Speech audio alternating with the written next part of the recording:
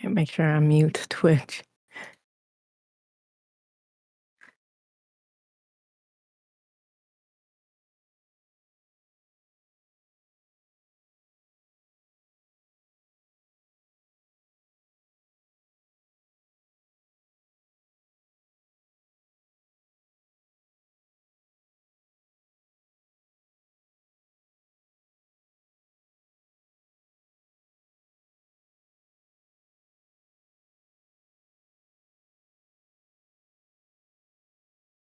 What's that?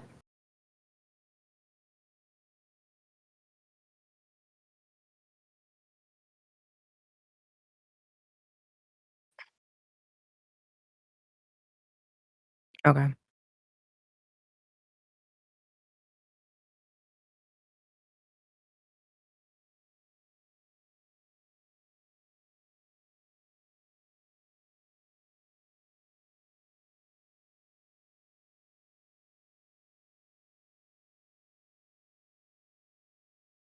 Hello? Oh yeah, I'm Christy the Blasian. I don't know if I can even call myself a streamer anymore. I've been on some long hiatuses, but I have been streaming since like 2020, so one of those COVID streamer babies, and did a lot of jigsaw puzzling actually when I first started, and yeah, did and then just kind of divulged into some kind of like visual novels and just variety games. I think the first two games I remember beating on Twitch was Dream Daddy as one of them, and then God of War. Yes, it was so funny because I did not have the streaming setup. I literally had a really old computer. Also, what is the languages are we speaking tonight? I just filtered myself because I was not sure. Okay, I had an old ass computer that I took from my husband, and I was literally playing in the living room on our living room TV, and that was actually my streaming station. I was using one screen, and so I would have to like pop it up, like do OBS, all that stuff, and then minimize it so I can see my game, and I just like let Jesus take the wheel that like I could trust that it looked okay. I guess I was watching my stream because I used like a iPad on the side to kind of look at chat. So I had a very ghetto setup when I first started, and then eventually I just like got into it.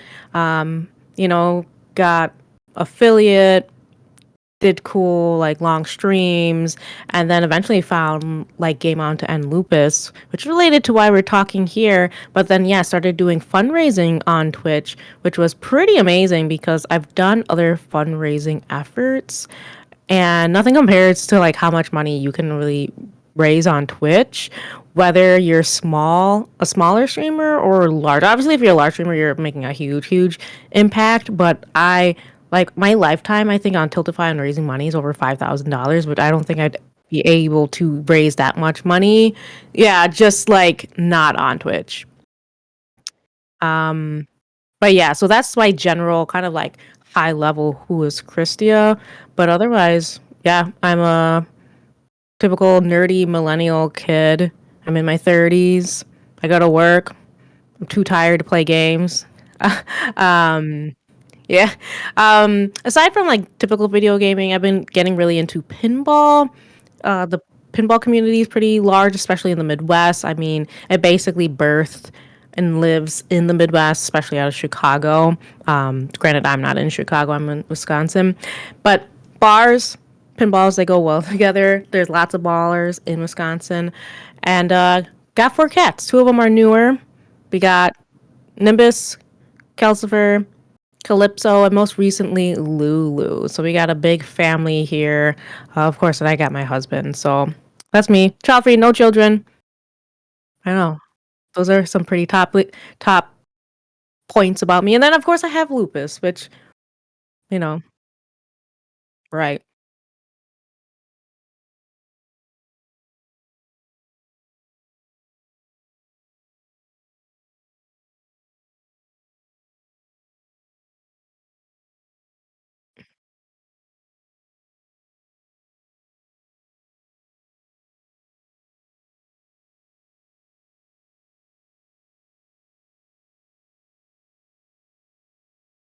Now, Jeech, you gotta tell me, do you remember at least one fact about lupus? Can you tell me one fact? I am putting you on the spot. Listen. Oh, did you see that your chat says you're muted for you? Yeah,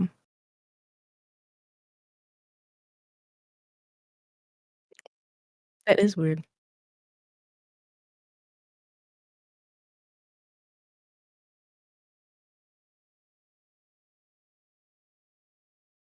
Oh no.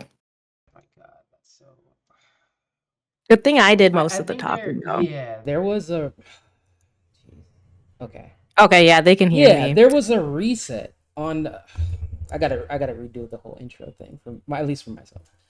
Oh yeah, you gotta Because do it. the one thing I hate about OBS is like there's always that when it has an update or something, it does like a reset and some devices get reset. Yes, yes. The So camera every time it pisses me off every yeah. time I gotta reset the camera. And Yep. what's crazy is like a few minutes before this, I went back and I just checked everything and made sure everything was right. I guess I just didn't see that tonight. Okay. But Looks anyway, like you're back though. yeah.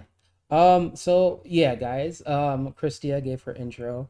I'm probably gonna edit this sometime later, eventually. But yeah, we're gonna as Christia was asking me, she was asking me if I know anything about lupus. I do know that it's an auto immune disease.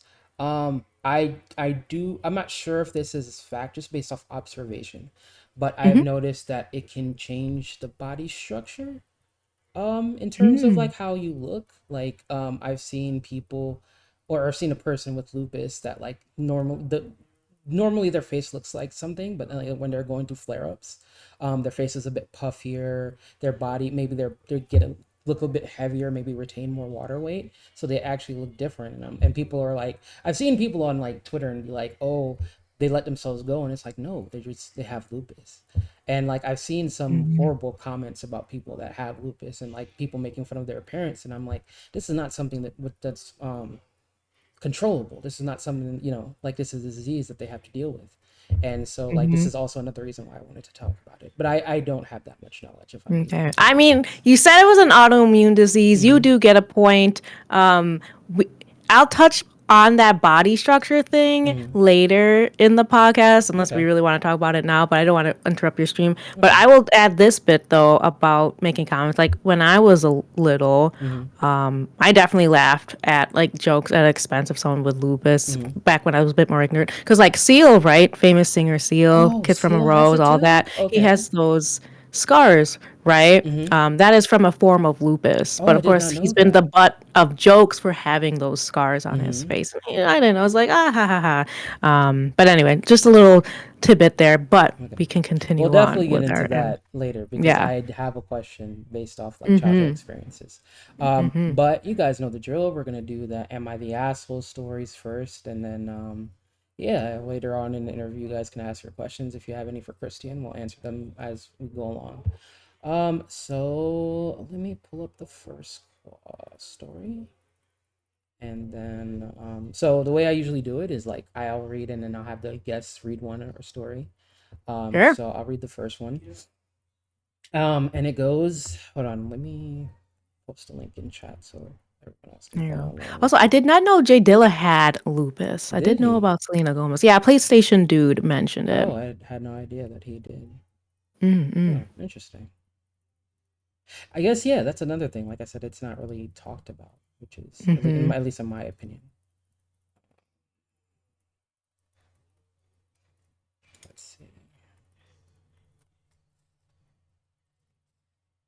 Okay, am I the asshole for telling my teammates about my boyfriend's lupus? My 16 male boyfriend Jackson. Oh, she's my as in she's 16 Yeah. male. Just by the title alone, Mm-hmm. I'm leaning asshole right now, but Mm-hmm. we'll give them a chance. Okay. Yeah. 16 Jackson has lupus. His symptoms are usually not too bad all the time, which is why he's able to play football, but sometimes he has really bad days. Only me and the teachers and the coach know about it. He's kind of embarrassed about it because sometimes he misses practices or uses the handicap spots on really bad days. He tells everyone the handicap placard in his car is for his mom. Sometimes people give him crap about the handicap spot thing. Some of our H Some of our teammates include because he doesn't look sick and he's taking advantage of his mom's placard. I know it bothers him, but he never says anything. Last Saturday, we started summer practices, and it was one of his bad days. I came with him in case he didn't feel up to driving home. If he felt any worse, but he was going to try to push through. Two of our teammates were there and noticed we parked in this handicap spot. They, of course, started giving him shit, and it pissed me off, especially with how in pain I could tell he was. Mhm. I just got so mad and I just blurted it out. I told them to F off, that he has lupus, that they had no effing idea how much pain he was in, and still spending time on the field. They backed off after that. Jackson was in tears through, though I instantly knew I effed up. He just quietly told me to take him home, and I did, and he didn't talk to me on the way, and just had me go home after. We haven't talked a whole lot. We finally had a full conversation. I tried to explain that I didn't mean to say anything, that it just came out because of how the guys were harassing him. He told me I betrayed his trust and he needed some space for a few days. My dad says he understands why I did it, but I shouldn't have said anything. Am I the asshole? Um, do you want to go first or do you want me to go first? Yeah, I can go first. So, Okay. in terms of the spirit of, being kind of black and white about it, like, yes, you, I don't want to call them an asshole, but that was an asshole move, Mm-hmm. right? And I acknowledge that this young man, yeah, they're both men, Yeah. young man, kind of exploded, right? They Mm-hmm. did, there's no excuse for that. And it was not out of any malice or anything. But at the end of the day, you know, someone's medical business is their own business, right? Mm-hmm. And the fact that we have that background of how embarrassing that, how embarrassed his boyfriend is, right? We already know it's a very sensitive subject for him. Like, I think there's a level of, it gets tricky, honestly, in the world of lupus. I think random strangers don't really know that you need to have lupus, right? Mm-hmm. And they shouldn't have to know to allow you to live in peace using a disability placard on your car. I've actually dealt with mild harassment from having a placard as well as and not looking sick. Mm-hmm. But it's really tough too because and I don't think you always have to say you have lupus, but when it comes to professional work, I don't tell people to like tell your boss you have lupus, Mm-hmm. but there's a certain point where you also need to acknowledge your limitations Mm-hmm. and see who you can trust because there are legal things that you can do to get accommodations because sometimes you need to like swallow your pride and be like, hey, I need accommodations. Like people shouldn't be acting like assholes ever. Mm-hmm. But the fact that this person, talks about hiding the placard or pretending he doesn't need it and I'm glad he takes days off Mm-hmm. as he needs it, but like does his coach know? Is he being I don't know, like us with like disabilities and disorders, we don't always want to be treated differently, right? We don't want to be othered in that way because, you know, some of us already know in other ways what it's like to be others as Mm-hmm. a woman, as a black man, whatever. Mm-hmm. Like we just want to be treated normally, but I don't know. It's tough. I think true friends, should ideally know, Mm-hmm. right? But they shouldn't be an asshole just because they don't know. But I guess they didn't necessarily say these friends. They're probably just random, stupid high school kids. Mm-hmm. Yeah, I agree. I think also the fact that they're very young. I feel like the Yeah. boyfriend that blurted it out, he just maybe he wasn't conscious of like reeling himself in emotionally and Hmm. putting his boyfriend first, and was just tired and just lashing out. Um, Hmm. so like I don't know. I wouldn't necessarily label him an asshole because I don't think it came from a place where he was trying to um, embarrass his boyfriend. He was just frustrated on their Hmm. behalf. However, he went Hmm. about it the wrong way. Um, Yeah. And actually, I think this kind of brushes up against something that's also very interesting that mhm, doesn't get talked about enough. It's a little bit different here because they're very young mhm, yet, and they're likely not taking care of each other. But there is a piece we don't talk about from a someone who is a close family member Hmm. or a partner to someone with a chronic illness like lupus is the kind of emotional toll and mental load Hmm. that partner takes. Mm. They don't really talk about like what their day to day is as a couple and what this partner might do Hmm. for his boyfriend, but there could also be like there's their own kind of built up mental fatigue within this young man that kind of adds up to this being pissed off at these assholes who are, saying stuff to their boyfriend. Hmm. So I don't know. I like to give some grace to people who are, obviously they're not going through what the sufferer is going through, but they have their own baggage that they are also going through that they have to process, Hmm. and they are effectively impacted by their partner's lupus in that way as well. Mm, okay. Yeah, you're right. I didn't think about it from that perspective, because Hmm. you're usually putting the person that actually has the disorder, disease, first. You don't really, yeah, I don't think people really talk about the burden that comes with caring, um, for someone with that, or what they go through, or what they experience. Hmm. Yeah, so I think it's fair to agree that this person isn't necessarily an asshole, but Hmm. for the, I guess, for the sake of for Reddit, I guess they would be labeled one. Yeah, I mean Hmm.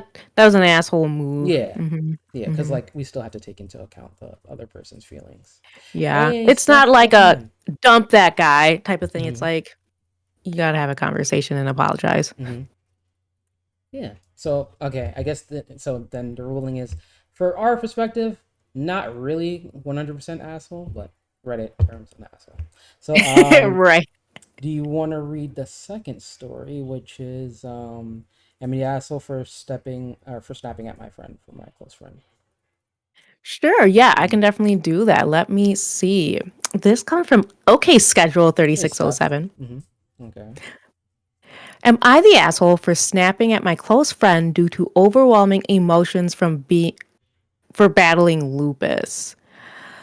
From the initial title, um it's so hard because this is the second one where it seems like someone is just kind of exploding, right? Mm-hmm. They're having a moment of being unable to regulate. So I know I think it's always asshole behavior to snap, depending on what the snapping behavior is. But I guess Mm-hmm. we're about to find out. Yeah. Hey Reddit, I'm really struggling with a situation that unfolded recently, and I'm hoping to get some clarity. I, a 28-year-old female, have been battling lupus, an autoimmune disease, for the past 5 years. It's been an incredibly tough journey marked by constant pain, fatigue, joint inflammation, and a host of other symptoms that have severely impacted my quality of life. Here's what happened. My close friend Emma is well aware of my lupus diagnosis and the struggles that come with it. Yet lately, she's been making comments that cut deep. She'd say things like, "You don't look sick at all," or "I think you're just exaggerating. Everyone gets tired sometimes." Ouch, very common. Last night, Emma came over to hang out and her comments started up again. I was already feeling absolutely drained, both physically and emotionally, and her words hit me like a ton of bricks. I just couldn't hold back my frustration anymore and snapped at her, telling her how much those comments hurt and how difficult it is for me to even get through the day. Emma looked shocked and hurt by my reaction. What she heard about? Being Yeah. yelled at a little bit? Exactly. Being checked And for boundaries. yeah, Mm. yeah. And now I'm riddled with guilt for letting my emotions get the best of me. I know she's probably not intentionally trying to hurt me, but I've been carrying this burden for so long, and her lack of understanding has been a constant source of frustration. In the aftermath, some of our mutual friends are telling me I overreacted and that I owe Emma an apology. Others, however, have expressed understanding, suggesting that perhaps Emma needed a wake up call to realize the impact of her insensitivity. Agreed. So, Reddit, am I the asshole for snapping at my close friend due to the overwhelming emotions of battling lupus? Um, So, okay, I'm going to say Oh, off you the want to also bat. read the TLDR? Oh, I can do it Okay. for those who like coming a little late. Hmm. So basically, in short, Oh no, no, no. this There's actually person. a too long. Don't read under the comment. I can read Oh, it. what's Yeah. that? Oh, you can go. Oh, Yeah. oh. It says, I've been battling lupus for 5 years, dealing with pain, fatigue, and joint inflammation. My close friend has been making insensitive comments about me. Not, oh, okay. Yeah. Not looking sick and exaggerating my condition when I was already feeling emotional. I have finally confronted her about it. Okay. Never mind. Yeah. Go ahead. So I'm Oh, that gonna was actually the say context. I'm sorry. Hmm. right now that it's not the asshole. Like when I heard snap, like I'm thinking she's cutting deep back where now we're attacking character and Hmm. blah blah blah. All it sounds like is she told her how she felt in a raised tone, most likely maybe Hmm. yelling, right? Like she could, I guess, apologize for yelling, but I'm Hmm. like, I don't want to get into tone policing on that now, right? Hmm. Like no, she need to get checked for sure. Like she's just mad that she got checked. Exactly. Like Because I don't see, especially like, I feel like a lot of people can read the room when you say something, and mhm. you can get a measure of like how someone reacts to a comment. And if you can see that they're uncomfortable by it, then me as a person, as a friend, I would stop doing it, or maybe I wouldn't say the same thing. But I'm sure Mhm. when this friend kept making these comments, her friend got quiet or she stopped talking, and her friends kept doing it anyway. So Mhm. she didn't care about her feelings. So why should I care about yours when I check you? And then it wasn't even disrespectful. It was just letting her know that, Yeah. like, I don't feel comfortable about you making these comments. Yeah, and Why would I owe you an apology for standing my ground? I'm trying to look back to if um she's talked about kind of mildly saying something before, right? Or if she's been letting this build up over time. I kind of feel maybe that's what it is, because Yeah. she feels like, like I said, I've been that person in that I don't want to make people feel uncomfortable based off like maybe setting boundaries for myself or things that I Mm, don't like. But I've also been on the receiving end of having a friend that knows that their comments hurt or their comments are not something that I don't like, and they'll keep doing it anyway. And mhm. then when I do, if, or when I did, because I'm not friends with them anymore, stand up for myself, they made it seem like I was overreacting and I Mhm. was the villain. You know what I mean? And I don't like, usually when I have friends or if I host something, I like to make sure everyone's having a good time.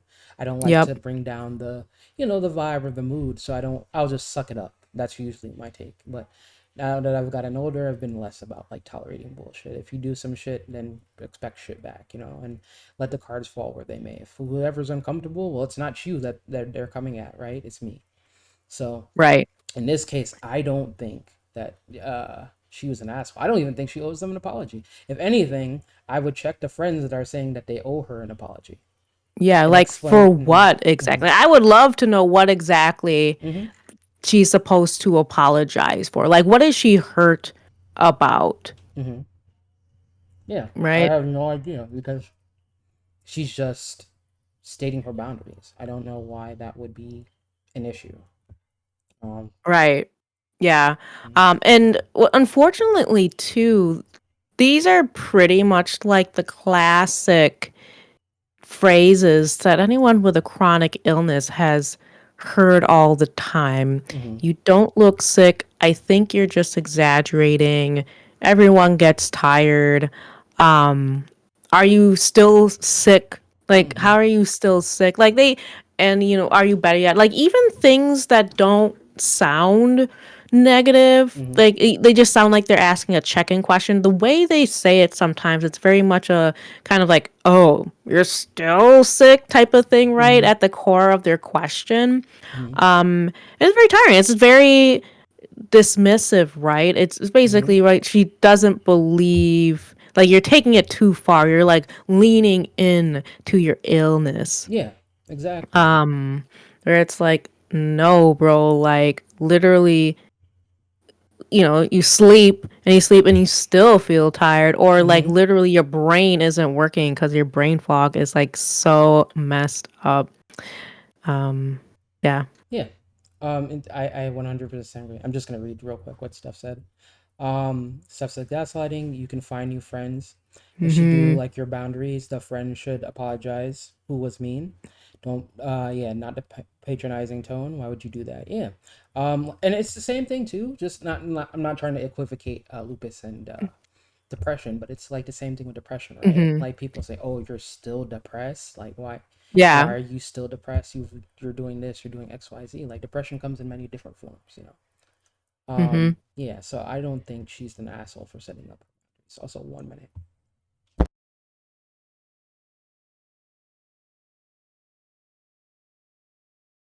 But yes. Oh, he need to go away for a little bit, which is fine because it's just you and us. You don't have to tell him what goes on while Cheechinton is not here. Um, but I do appreciate y'all who have been here to hang out in this lupus chat. Sorry. Okay, he's back. Don't tell him what we talked Oh. about. Oh no, she's talking about me behind my back. No. But yeah, like I hate that. I hate that like one, I hate that I have to defend myself. As my friend that and like again, we're friends, whatever, but I feel like that's more of a duty as to my friend, you should be defending me. I shouldn't have to defend myself against you. Uh Mm-hmm. and like again, from what we're seeing, um she was just expressing what she didn't like. She didn't curse her, she didn't say anything. Maybe like again, if we're playing devil's advocate and we had to say she did have to apologize for something, it would have been maybe the yelling or raised Right. tone, right? But even Yeah. then, like I'm not going to tell you how to react after you've been suffering this for weeks or maybe years of tolerating this friendship.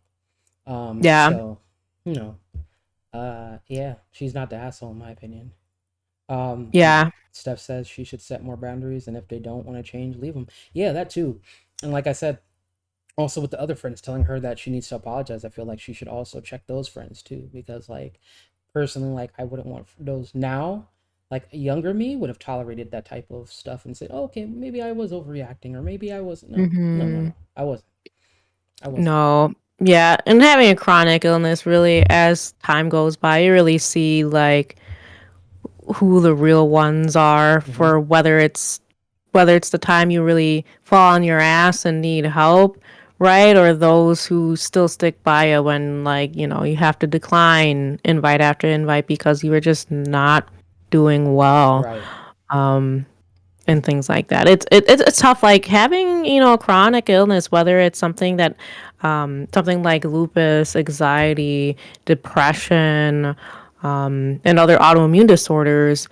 It can be tough. It can be very isolating in different kind of ways, honestly. Mm-hmm.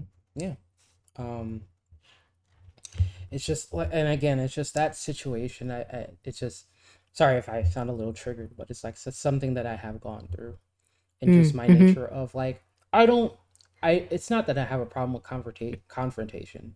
I'd prefer not to if we can resolve it like naturally. I will stand up for myself, but like I Mm-hmm. don't I feel like my thing is like as my friend, I feel like I shouldn't have to defend myself against you, right? Like Right. you should want to defend me because we are friends, or you should be understanding because of this thing that I'm telling you that has affected me. I shouldn't have to um, validate me. Like for example, in the case of lupus, she shouldn't have to validate that. Oh, because she doesn't look sick doesn't mean that she isn't. You know. Um, Right. It like at the start, right, you can make some ignorant comments mm-hmm, sometimes, right? Ideally, um, you know, especially if you're younger, mm-hmm, right? You're kind of learning. And once you tell them, right, like what it is, or you just don't understand, I think that's a problem, right? Everyone wants to understand, they want mm-hmm. to relate and things like that. But sometimes you have to accept you don't understand and you need to take it or leave it at my Yep. word. If you really think I'm lying, what are you doing here? Like, Exactly. then leave if you really think I'm like fucking around, pretending I'm sick from a disease. Mm-hmm. Like why would I? I don't know. And that too, it's like you know the character of somebody like if you spend enough time with them, right? So Hmm. I'm assuming that they're still friends, so you would assume that the character of the person is good. So why would they lie to you about this is something that they struggle with? I don't Yeah, but yeah, I don't um think they're the asshole. And let's see, yeah, Twitter is saying she's not the asshole either. I mean, not Twitter, Reddit. Is saying she's not the Okay, asshole yeah. either. Okay, so I'm gonna move on to the next story. 1 minute. Oh, hold on, let me read chat. Stuff says what depends on what the friend told them and how they told them. People are manipulative. Yeah, for sure. Yeah, that's true. Like the sides of the story, Mm-hmm. right? Like, oh, Yeah. she called me a bitch, and Mm-hmm. like, and stuff like Yeah. that. I guess we're just going off the good grace that some of these people are telling the honest truth, and Yeah. but then again, that comes through in how they tell it too. So Hmm. okay, I'm just gonna post the story in the chat so everyone else can follow along.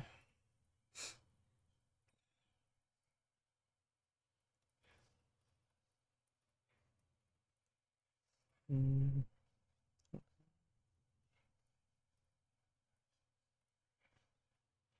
okay. Um, am I the asshole for not spending time with my sister even though she has lupus?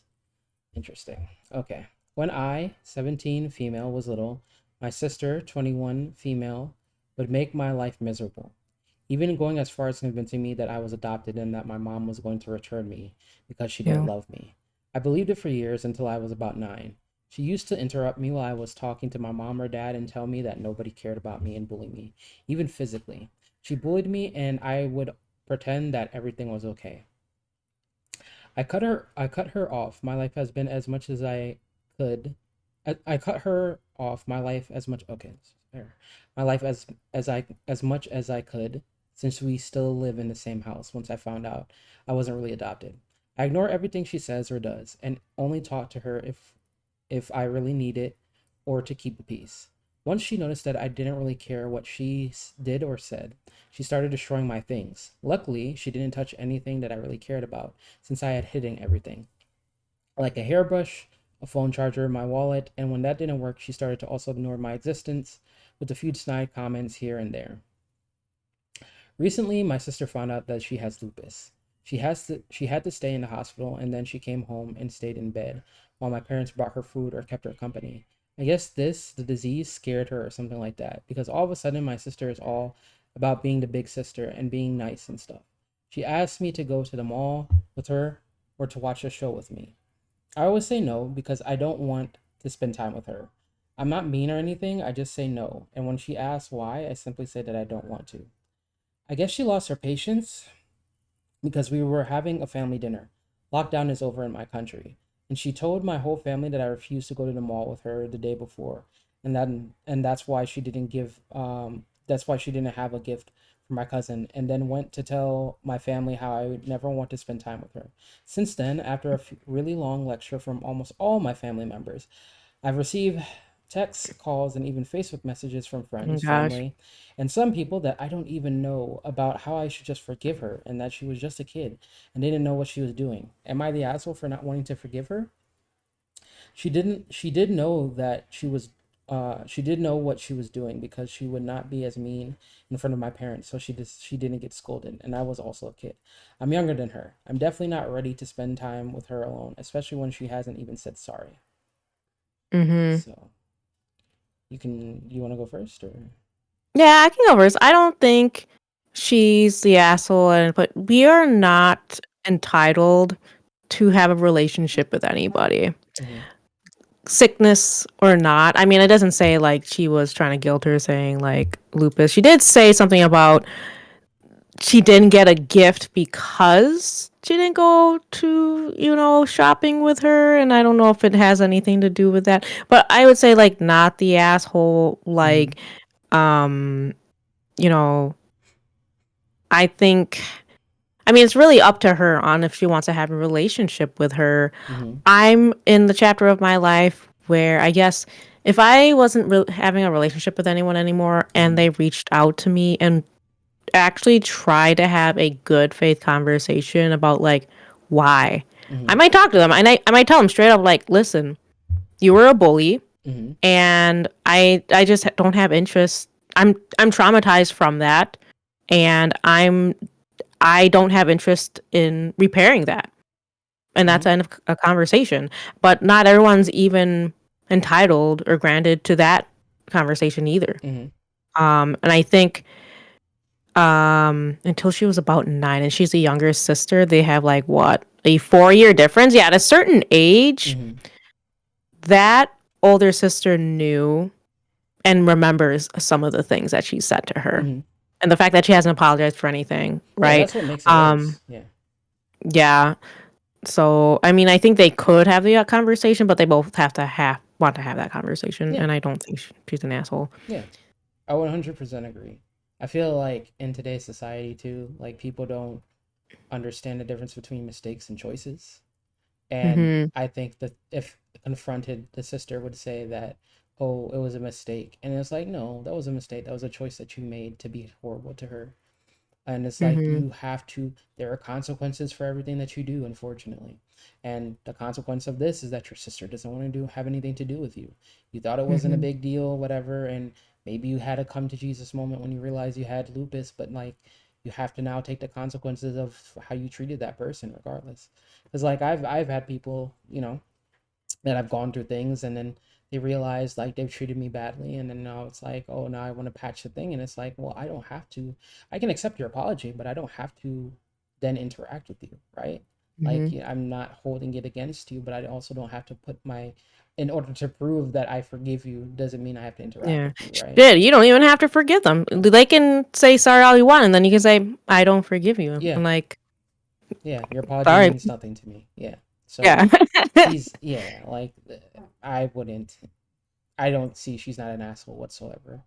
Um, No. yeah, it's just Yeah. unfortunate, It's like just you like said. parents too, right? Mm-hmm. People are dealing with their parents, and more so these days of not just automatically accepting, like, oh, they're your parents. Yeah. Like, Oh, I no. hate that. Yeah. Or family. Oh, you're family. Blood is thicker than water. It's like, nah, man. You honestly, like I said, being in the 30s club, you, at least for me, it's about Mhm. protecting my peace now. Like, I don't Yeah. have a lot of friends, but that's okay in terms of like people that I talk to and like bare my soul to. I have a small group of Mhm. people that are like that, and I'm fine with that. You know what I mean? And like right now, like, maybe when I was younger, I didn't really value the concept of protecting my peace, but that's all I'm about. And it's like the energy Yeah. that you bring, I'm not, maybe I was able to tolerate that in my 20s, but now, no, I'm not. I don't want to. Mhm. I can't, and two, I don't want to. It's exhausting. Yeah. You know what I mean? It is. So, Yeah. yeah. Not the asshole. Let me pull up the other story, which is, and I'll have you read that one. Yes. Let's see. Let me just post it in chat real quick.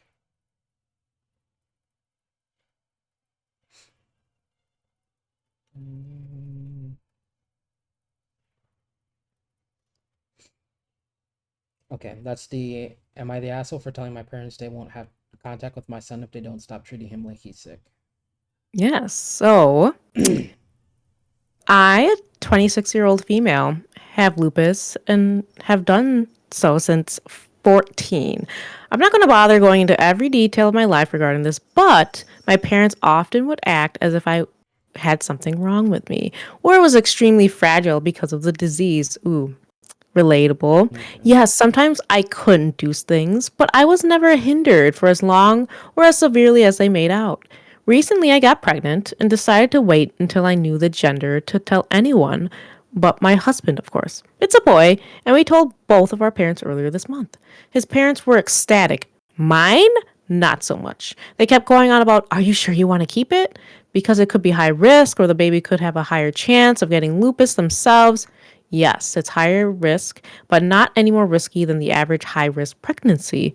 No, my son isn't at any more chance of getting lupus, as only 5% of children born to parents with lupus have it themselves, and my son is at no more risk than any children my siblings have, as it runs in families. When was this made? 2 years ago? I don't know. Yeah. I'm wondering if the science is still out on how often it is, because I'm seeing a decent trend in my own family with people with lupus, Oh, but really? I digress. It's a Yeah. year ago. Yeah. Mhm. I told them this, but since then they've been pestering me about it, that they worry, and what if something happens to you or the baby? Not the kind of stuff any pregnant woman wants to hear, especially not me. someone who has been effectively babied by them unnecessarily since the minute I got diagnosed. I told them if they wouldn't let it go and treat my child like a normal baby, then they could stay out of my life. I refused to have them constantly treating him like a soon to be medical emergency. My husband stands by my decision, but my parents and siblings have been calling me overreactive and hormonal since they're just worried. I'm not sure. Maybe I'm overreacting, but it's really bugging me. So am I the asshole? Well, first off, W husband by Oh standing yeah, by. for I mean, sure. like, Yeah, we love a husband who stands behind his partner like yeah, that, for sure. definitely. Um, yeah, she's not the asshole. Again, growing up, like I said, I had to tolerate a lot of bullshit, um, because I had to set my boundaries. And then when I tried to, the people around me tried to make it seem like I was the one that was overreacting, or, for simple things, and just like expressing that these things make me feel uncomfortable, and making gaslighting me and making me feel like what I wanted or what I felt didn't matter. Um, and Mm-hmm. like I said, like I had, just for example, I had a wonderful mother, but I kind of had that don't really express how you feel in terms of like certain things, because like they don't know, or you have to be the bigger person or whatever like that. And it's like that comes with a grain of salt, and being the bigger person, right? Like you don't have to sit there Mm-hmm. and tolerate disrespect. And so this is the same thing. Like I can understand it. Like I can understand that some of her, I in terms of, okay, so in terms of the parents and family members maybe being worried that the high risk pregnancy might take her life, I get that. But in terms of Mm-hmm. worrying like that the child might get lupus, so what? The one that you're concerned about and love has lupus as well. Why would that be a concern if they do? If they do, whatever. You just love them the same, right? At least that's how I see it. So for them to keep badgering her after she's expressed that this makes her uncomfortable, yeah, like I can understand if she wasn't saying anything about it, and they just kept on going for it, and she just suddenly cut them off. I get that. But she's expressed multiple times that like this is not something that makes her comfortable and that she doesn't like it. So at a Yeah. certain point, like again, it goes back to protecting your peace, right? You have to draw a line in the sand and be like, okay, am I just gonna sit here and suck up and take what people are gonna dish out with me so I don't rock the boat? Or would I rather not have to deal with those people, and have my peace? And I feel like that's what Mm-hmm. she's doing. I mean, the bright side is she has the person that she's making a baby with is right by her. Um, Mm-hmm. it sucks not having your family, the people you love, but like again, you have to think about your child now. Like it's not just you. You have to think about them and how your family's gonna treat them and all the other stuff in the future when you have kids. So Mm-hmm. I don't think she's the asshole whatsoever. Yeah, I agree with this. She is not the asshole. And I've actually grew up with that too, where since my lupus diagnosis, I was babied a little bit. I mean, I was still allowed to do like some of the things I did, but Mm, whenever I hear stories about like some of my family saying about the things I have to watch out, they make it seem like they take it to the 11, right? mm-hmm, Like, no, it's fine. Like, or they think they know more about lupus than they really do mm-hmm, and make it seem like I can't do certain things. But I think that her parents' concerns are valid regarding, the risk of her pregnancy. It is high risk and it's very expensive. And, there's that chance of children getting lupus. Like you said, so what? I do, people are allowed to not want to pass down non-favorable things. There's people who very deliberately would rather not give birth to their own child because they mm-hmm, don't want to pass on, the psychological disorders they have. It does get a little hazy. You're kind of leaning into ableism mm-hmm, type of stuff when you're actively avoiding that. But at this point, this lady is not worried about it. She's fine. She's excited and proud of her for putting that boundary, right? That can be mm-hmm, very scary, especially with your parents. mm-hmm, That's great. And like really a fuck you to them for giving the whole hormonal, trying to dismiss mm-hmm. her Yeah. with saying she's hormonal and or reactive, like that is her choice to do, and I agree, like that child needs to be treated like a normal child, lest they grow up, a certain way, being scared of everything, right, Mm-hmm. and being highly anxious because ooh, they might have lupus, or they just start thinking that they have it because they know their mom does, and then grandma just keeps saying, well, ooh, that might be lupus right there. Mm-hmm. Like no, it makes perfect sense. It's like it's such a stupid thing Mm-hmm. at the same time, but like I think no, she's not the asshole. Mm-hmm. Yeah, no, not whatsoever. Like, Yeah. I don't know. And then it, again, goes into the question of like, some people will gatekeep other people based on social status of like, oh, you Mhm. shouldn't be able to do this because Mhm. you're middle class or you're lower class or whatever. And it's like people are deserve to be happy. Like some people, I've heard people say, well, you don't have a good income or whatever, so you shouldn't have kids. And it's like, well, who are you to determine how I live? You know what I mean? And Mhm. like that's a gray area, right? You can go into there and like try to justify a reason, but it's like I don't try to gatekeep people's life experience if it doesn't have anything to do with me and doesn't affect me in any way. You know what I mean? Mhm. So yeah, I don't think she's the asshole at all. She's just setting her boundaries and what she wants for her kid and the type of environment she wants her kid to be brought up around. So yeah. Um, I think I have two more. Yeah. Yeah, I guess we can do one more. I guess, and probably just get into the. Let's see,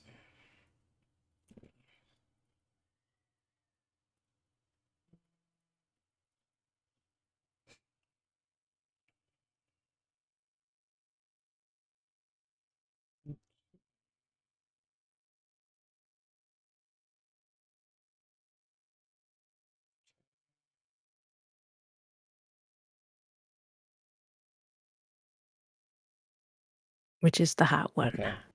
Yeah. Oh, this one. Am I the asshole for comparing my friend's medical condition to my heartburn? Okay. So, you know what these titles? It's Yes. always deceiving. You know what I mean? So it's like, really? I'm Yeah. gonna say yes for that title. Yes. Yeah. Mm. So a month or so ago, a female friend confided in me that recently she had been diagnosed with lupus for a while, and that it was causing her to feel a great deal of depression. She said that the pain was very, very bad, but that most importantly, she felt like she couldn't live life to the fullest. I told her I was there for her, and that I thought I understood. Well, last night things changed. I ate food at the wrong time, and it gave me the worst heartburn I have ever felt in my entire life. It was so bad I had to lay down for a few hours and thought it would never end. That's when I finally got it. I began to feel sad and that life was pointless. Okay, I'm sorry. I'm not. I don't mean to laugh, but just it's okay. No, it's funny knowing it's just heartburn. Uh-huh. Like she's gonna be fine. Mm-hmm. Once it cleared up, I felt better, but I had a newfound appreciation for my friend's struggle and felt like I could relate to her. I texted her this morning and told her about my heartburn and not about how I finally understood and experienced how health can give you a serious sense of depression. She got incredibly upset and told me that her condition and my heartburn were not the same. I felt like it was childish and immature of her to act as though one was worse than the other. We both face we Oh both my. face Okay, so struggles. I listen. I was gonna give her some grace, but uh, that line just took it. Oh, mm, just took the cake. yeah. Uh, uh, we both face struggles. She blew up at me and now won't respond to any of my calls or texts. Was I an asshole for this? Yes, you were an asshole. I don't even know why you would have to ask that. I mean, like I can understand in terms of like understanding like not understanding that what she's going through, but having an experience where you feel so much debilitating pain that you can get an appreciation of what someone goes through. But comparing it and saying it's the same is crazy. That's insane. Yeah, I felt it was childish and immature of her to act as though one was worse than the Yeah, other. what? This was something one you caused because you ate something that you shouldn't have, and like this is and lupus is chronic and ongoing, and it's like why aren't you? I don't know. That's That's yeah. wild. For her to have the audacity to say that and then wonder if she's the asshole. That's the yeah. I don't even Ugh. think we have to like debate this one, right? This is just the No, I feel like there is a way to use that experience mm-hmm. Oh for good, yeah. to Yeah, but like the nuance Mm-hmm. was not there, Mm-hmm. right? There's probably like depending on how her friend talks about her lupus and if there's ever room for joke, there's always the whole like, man, I can't even imagine like I have heartburn and I'm already a big baby. Like I can't imagine what it's like to have lupus. But to say like, oh, I get it now because Mm-hmm. I got heartburn. Mm-hmm. That's the same as lupus, right? Yeah. Yeah. That's crazy to me. No. Okay. So we got one more, and then we can hop into the main meat. And I'll have you read that one, and I'll just copy the URL, the chat. That is wild. Okay. It's the same. I know. I'd be like, you have to ask. Listen, we're not Yeah. friends anymore. In the future, you should ask them like, "Have you ever heard heartburn?" That's if they ask you about lupus. It's like, well, it's like having heartburn. Yeah. No. But yeah, you can go ahead. Am I the asshole for not liking it? Yes. For talking to my grandma. That one, right? Yeah, Yeah. am I the asshole for? I work at a high-end country club doing front desk work and housekeeping. My grandma has been a member there since I was a baby. I love my grandma so much, but there's a lot I don't tell her because she's a very anxious woman and she tends to overstress about things that aren't a huge deal. I have lupus. So does she. And I have chosen not to tell her because I know she'd panic and worry about me too much. And realistically, I have a very mild case of it at this point. The other day, while I was out in the cold, I mentioned to my coworker that because of my lupus, being in the cold for a long time makes my muscles hurt real bad, and it felt like a shooting pain. Today, I was off, but my grandma was there, and my coworker saw her and came up to her immediately, telling her she's so sorry I have lupus and that she's so worried about me because I have dangerous shooting pains in my arms and chest. I never told her I had chest pain, and that she thinks I should go to the hospital. Oh, God. This spiraled my grandma into a huge panic attack, and she called my whole family asking if it's true. And most people didn't know, and now they do. It's not a huge deal at all. It just bugs me that my coworker did that, and I want to report her to management. I felt like she has no right to decide what's important enough for me to tell my family. When I told my grandma, she got really upset and said it's not her fault, and she was just concerned. Would I be the asshole for filing a report against her? You Hmm. want to go first? Okay. So she wants to file a report against her coworker. Mm-hmm. Ugh. I mean, I guess not. I guess I'm not one to always like jump to filing a report right away. Mm-hmm. Because I don't know if she's just going to HR or boss or whatever. Mm-hmm. Um, I guess for me, cause I'm thinking if I'm in her shoe, if I was just like annoyed, Mm-hmm. I'd probably try to just confront the person directly Yeah. because I'm usually on the side of let me try to resolve this a little bit myself. Mm-hmm. I do think this is egregious enough where if someone said they're going to file fine. You are randomly talking to customers or members Mm-hmm. about my health condition, which you shouldn't be doing. Like, yeah, she's my family, and I don't know how small this town is. Like, if they're Mm-hmm. a small ass town, they do that shit, right? But, Mm-hmm. like, no, even if they're my family, don't be talking to them about that stuff. Mm-hmm. So I don't know. I'm kind of lukewarm. I don't necessarily think Yeah. she's an asshole, but I don't know if I would escalate it that far right away. Yeah. This is a subjective thing. Like, I'm not telling her how to feel or whatever like that. But like, she even said herself, it wasn't really a big deal, or wasn't that big to her. So like, if it's not that big of a deal, why not just have a conversation with the person and express Hmm. to them how you didn't appreciate them telling your grandmother about your medical condition? I feel like in the context of that she gave us about how it's not a big deal for her, I feel like that would be a bit extreme reporting her for that. Yeah, and I wonder too. It's like it's one of those things. If you don't want more people to tell, like I don't know. It's also feels like tell them not Mm-hmm. to tell. Like they don't Mm-hmm. have to listen to you, but it is kind of weird. Like oh, you're telling a coworker, Mm-hmm. but you didn't tell your family. Yeah, that is weird. I mean, Yeah. obviously, we don't know the context of her relationship with her family, Right. but still, right? Yeah, as Um, a coworker, to me as a coworker yeah, who doesn't know anything, that would be a little weird. mm-hmm. Yeah, because she didn't even say that they were friends. She said they were coworkers. So yeah, that is really weird. Um, yeah, I don't know. I just, I mean, I wouldn't really necessarily label her an asshole. I just Yeah. feel like this just needs to be if it's not a huge deal for her, then she should just have a conversation with the coworker and express to her how that Mhm. made her feel, and whatever, you know. Yeah. So yeah, I don't think she's the asshole here in this situation. But at the same time, I feel like also that's a bit extreme in terms of Yep. reporting her for something you didn't tell her not to tell anyone. Yeah, they were both weird. Yeah, You they're were kind both of weird weird. for telling your coworker and trusting them for that information, Mm-hmm. but that coworker also weird for discussing that with With, a mem. yeah, the member of the family, as if you are Yeah. one. So that's weird too. Yeah. Let me. Okay. So we're done with the "Am I the asshole" portion, so we're just gonna jump into the interview portion of the podcast. So my first question for you is, what are a few misconceptions about lupus that you feel people tend to run with?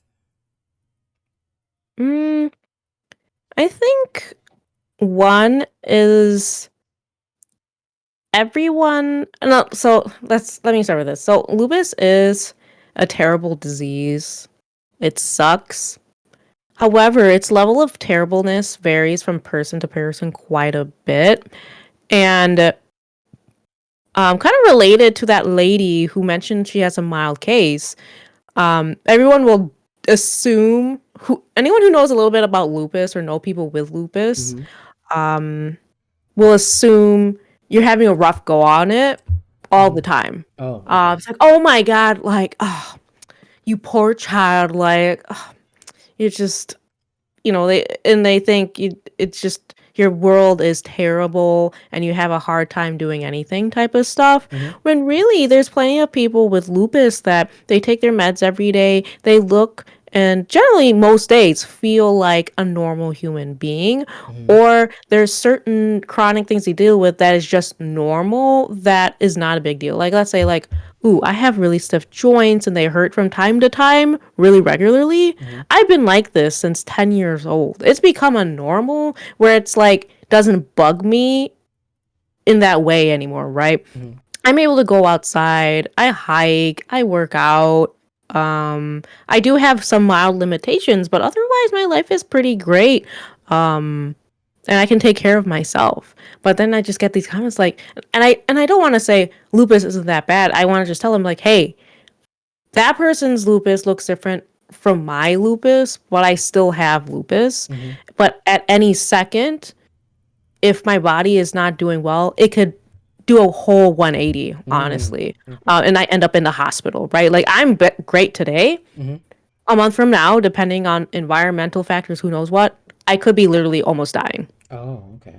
Interesting. Right. Yeah. So that's a big one. It's just assuming everyone is on the verge of dying, Mm-hmm. or just placing how they know someone's lupus is to another person with Mm-hmm. lupus. Okay. I'm just gonna read this question that this chatter had. Welcome, Yeah, new yeah, yeah. chatter. I'm not gonna even try to butcher your name because I don't know how to pronounce that. But he says, I told my boss I need a week off to take a Hmm. mental health break. My boss told me to man up because there are other people who want my job. I caved and told him, okay, I won't take time off. What would you have done? Um, my opinion, unfortunately, it's sad to say that, like, sometimes, I guess it depends on your financial situation, right? Yeah. If it's Yep. like you need the job, you can't afford to lose the job, then unfortunately you have to, like, you did the right thing in that sense, that like you're looking out for your financial stability. And sometimes you have asshole bosses like that. And there are days where you're just gonna have to do that because you need the money. If you're in a position where like you don't have to take that, and maybe you just like the job, I guess you have to make a decision in terms of like your morals and your character, and like if you're willing to sacrifice that for this job. And I don't know. For me, I guess it depends on my situation. If I'm in a position where I'm financially stable enough to not work this job and be okay, I would tell the boss to stuff it. But that's just me, you know. What do you think, Christy? Yeah, I mean, you touched the main points is where you're at financially is very important, right? Because the Mm-hmm. most important thing is that you're taking care of yourself and being able to eat, Mm-hmm. put a roof above your head, all that stuff. Mm-hmm. But I would also, well, I guess there's so much. I would react the same way, Jeanton, where Mm-hmm. I would probably tell them to stuff it. But I'd probably before getting to that point, ideally know kind of like the political climate or culture Mm-hmm. of the company, right? On Mm-hmm. how they look on mental health days. And I'd probably just like make up some shit, Yeah, right? To be able to get the time that off too. That's an because I option. knew it. Mm-hmm. Yeah, I'm very fortunate in my current job that they give us a lot of sick time for whether it's for doctor's appointment or just time off. Mm-hmm. And they don't ask questions either. It's like you put your time in and then they approve it. And it's like, okay, Mm. like there's no need to ask Yeah, like questions. you don't need Okay. explanations, but yeah. Right. And that's my biggest thing I tell people too is like if you got a company that's trying to be all up in your business for exactly Mm-hmm. what's going on, no. I always tell my own staff, like I am in management. I always tell my own staff, like, hey, look for leaves and accommodation, FMLA, whatever we have. Mm-hmm. Remember that you're not obligated to tell them exactly what you have going on. You just have to tell them what you need as accommodations, right? Like, let's say I have lupus. My boss also has lupus, so whatever. Mm-hmm. But I don't have to tell them I have lupus, right? I just tell them this is what I need Mm-hmm. because of maybe medical reasons. Mm-hmm. That's all you need to know. Exactly. Like, I would just go with medical reasons. It's like, listen, I'm dealing with severe E. coli. I'm shitting my pants. Mm-hmm. Okay. I need to stay home for Mm-hmm. five days. Okay. What do you want from me? And they're going to be like, oh, we need a doctor's note. And I'm like, Mm-hmm. well, hopefully you have a cool doctor. Yeah. But yeah, that's just my practical advice, man. Like, I guess, you know, you gotta do what's best for you. But yeah, I always advise people, like, in those types of situations, you just gotta look at, like, be practical. Like, can you survive without this job? If the answer is yes, do what's best for yourself. Like, again, and I will always agree, like, I will never really kill myself for a job because they will replace you in a minute. Mm-hmm. Most places, I'm gonna say, because like everyone has a different experience, work experience for the most part, though. They will Yeah. replace you in a minute. So prioritize yourself first. Mm-hmm. And let, you know, I guess again, depends on your resources and your positioning. But yeah. Yeah. Also, I realized that I asked you a question, but we didn't even give a definition of what is lupus. I guess I should have Lupus. asked first to open. Yeah, that you know what? That's a key important question. Mm-hmm. So I'll give you what my spiel is. Like there are definitely resources too. Actually, I might have some links up. Okay. Oh, here we go. I have a link right now that's just straight up what is lupus, but I will go through my own wordage. So lupus is an autoimmune disease. Mm-hmm. So auto meaning self. So your immune system is basically attacking itself. Who's gonna kill me? Only me. Only I can take myself down, okay? It's like who But would do that? That meme, and it's just a yeah. guy with the gun. Yeah. Most people, when they say lupus, they're talking about systemic lupus erythematosus, Mm, which is shortened to SLE. Most people are talking about that one. However, there's different types of lupus. And interestingly, I wouldn't be surprised in like 10, 20, 30 years, there's just going to be so many just subcategories of lupus because there's lupus nephritis, which means lupus that attacks the kidney. mm, Discoid lupus is the skin specific lupus. mm-hmm, And so lupus, systemic meaning kind of like all over everything. Systemic lupus, it can affect anywhere in your body. mm-hmm, And so your immune system's so overreactive and it ends up identifying your own healthy skin, not skin, but own tissues within your body as foreign material that it needs to attack, mm-hmm, right? And so now you are literally trying to kill yourself in different parts of your body. mm-hmm, And like I said, it can target very specific organs. There's no cure, so it is a chronic condition. Mm. I don't remember how many FDA approved drugs there are specific for lupus anymore. There was only like one like 5 years ago. We might be up closer to like three to five. Mm-hmm. Not to say there isn't more drugs people with lupus take. You can take like hydroxychloroquine or Plaquenil, which is an anti-malarial drug Mm. that's used for lupus. I have to take it like forever. And that's a popular name for some people now because back in 2020, folks were thinking that hydroxychloroquine could be used to treat COVID. So people who took it for like lupus, there was a mild shortage Oh. because it was being gobbled up by people who thought it would help with COVID. Mm-hmm. But yeah, I think that's a that high level for what lupus is. But there's also the symptoms that come along with lupus, like like muscle pain, Mm-hmm. soreness, fatigue, weakness, brain fog, Mm. arthritis, heart problems potentially. Raynaud syndrome, like kind of like when it's really cold, your fingertips are either purple, blue, white. Mm. Yeah, lots of stuff. You can have nerve damage. I'm someone who unfortunately got some nerve damage. Mm. Yeah, lots of stuff there. So that's lupus. It's a lot of things. It's often called the great imitator. Mm-hmm. And actually, do I have access to the? I do have it. This little emoji here. That's Ditto holding a lupus awareness Oh. ribbon because, like I said, it's a great imitator. Mm-hmm. It's hard to diagnose lupus because it can imitate a lot of other diseases. Mm. It can take people like 6 to 7 years on average just to get diagnosed. Oh wow. And that's why if people remember House MD, Mm-hmm. he's always like, it's never lupus because they always think it's lupus. Ends up Mm-hmm. not being lupus after they do extensive testing Mm-hmm. because lupus isn't a mere single blood test or anything like that. It's like a criteria of having so many different symptoms. Mm. Okay. Oh, Yeah. interesting. Okay. Mm-hmm. It answers a one. I think one of my other questions was like, is lupus reversible? Ah, yeah. Mm-hmm. Unfortunately, no. But I can say it's not contractable. It's Mm. not contagious. Mm. Okay.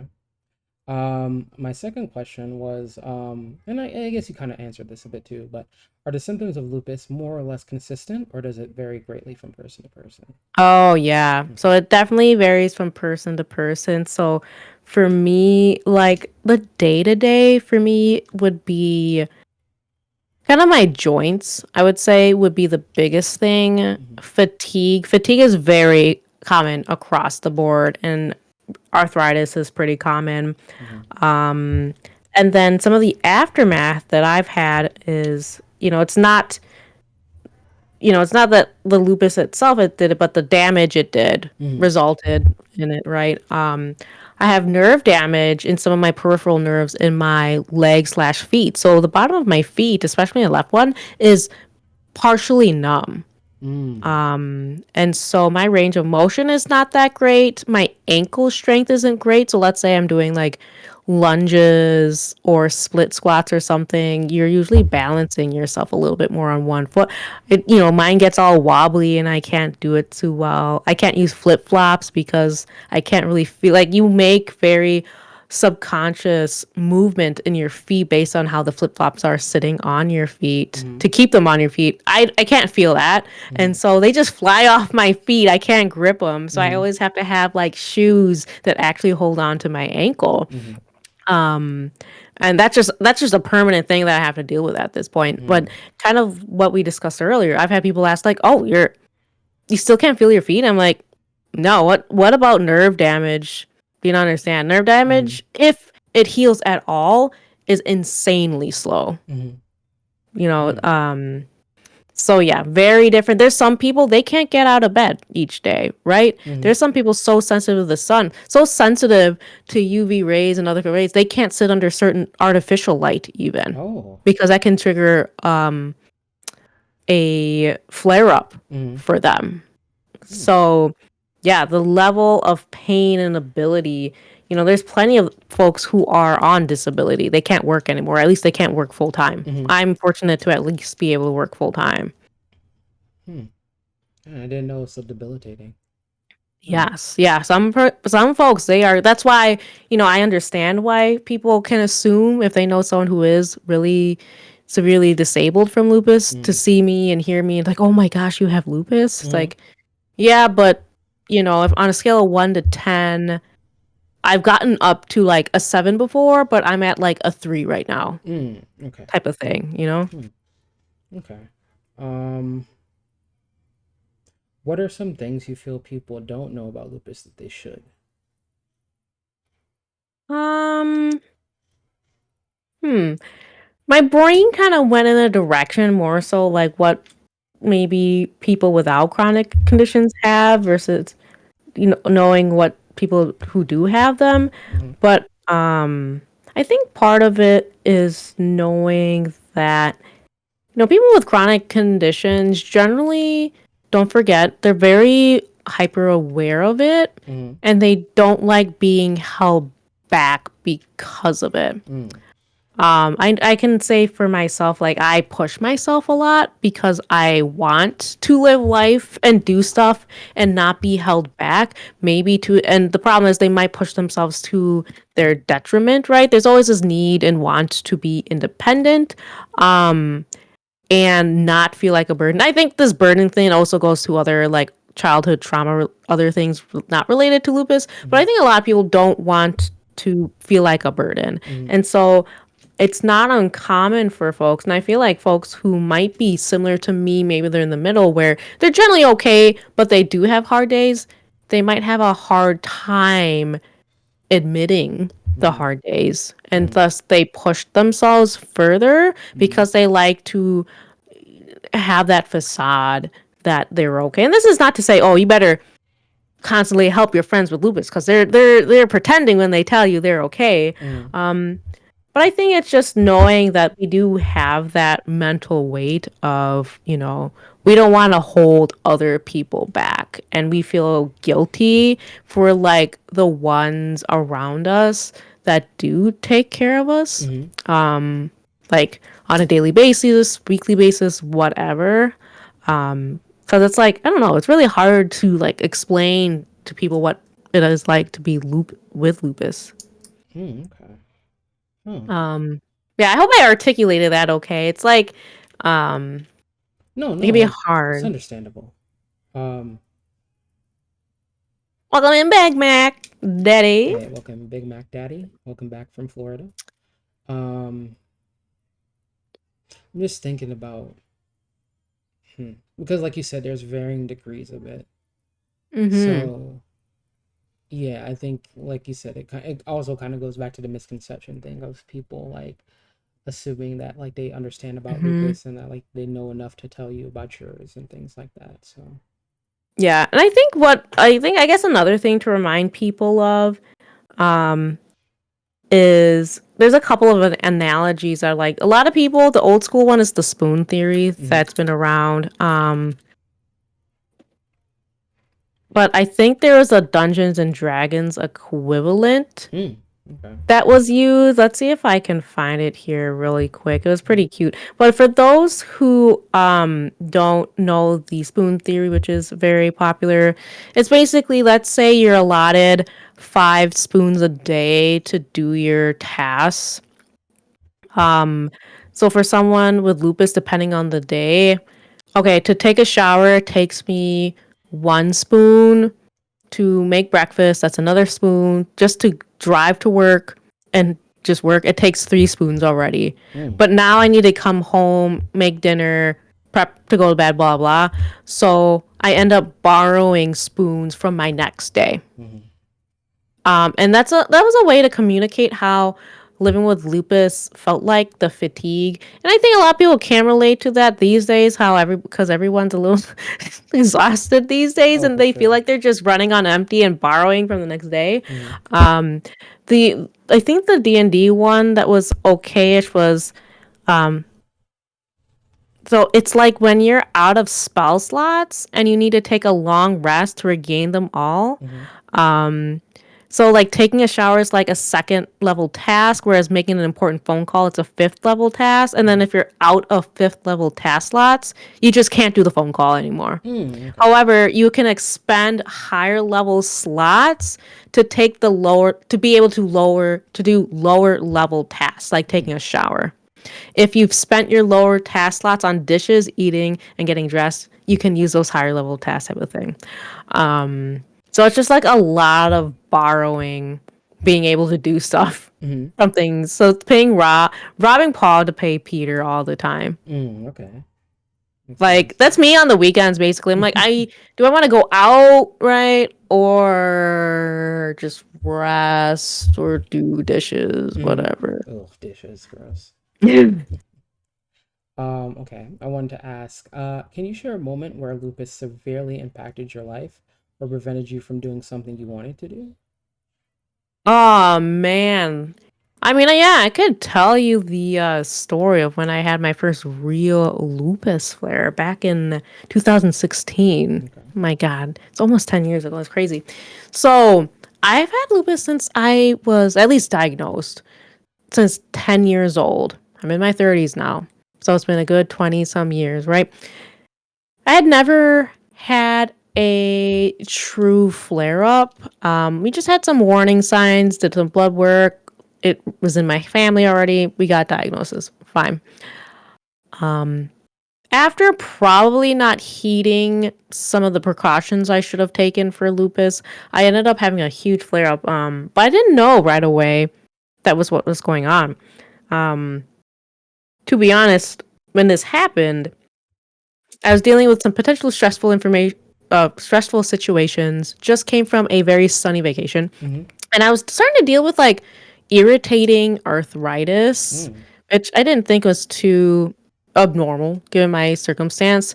It was winter that can trigger my arthritis, and honestly, I was on my period, so sometimes that shit can do that type of thing. Mm-hmm. So I'm like, whatever, taking painkillers, and then you know kind of at home making some drives. Man, the arthritis is rough, right? I'm like, man, Mm. this is not fun. Okay, whatever. Go to bed. I wake up.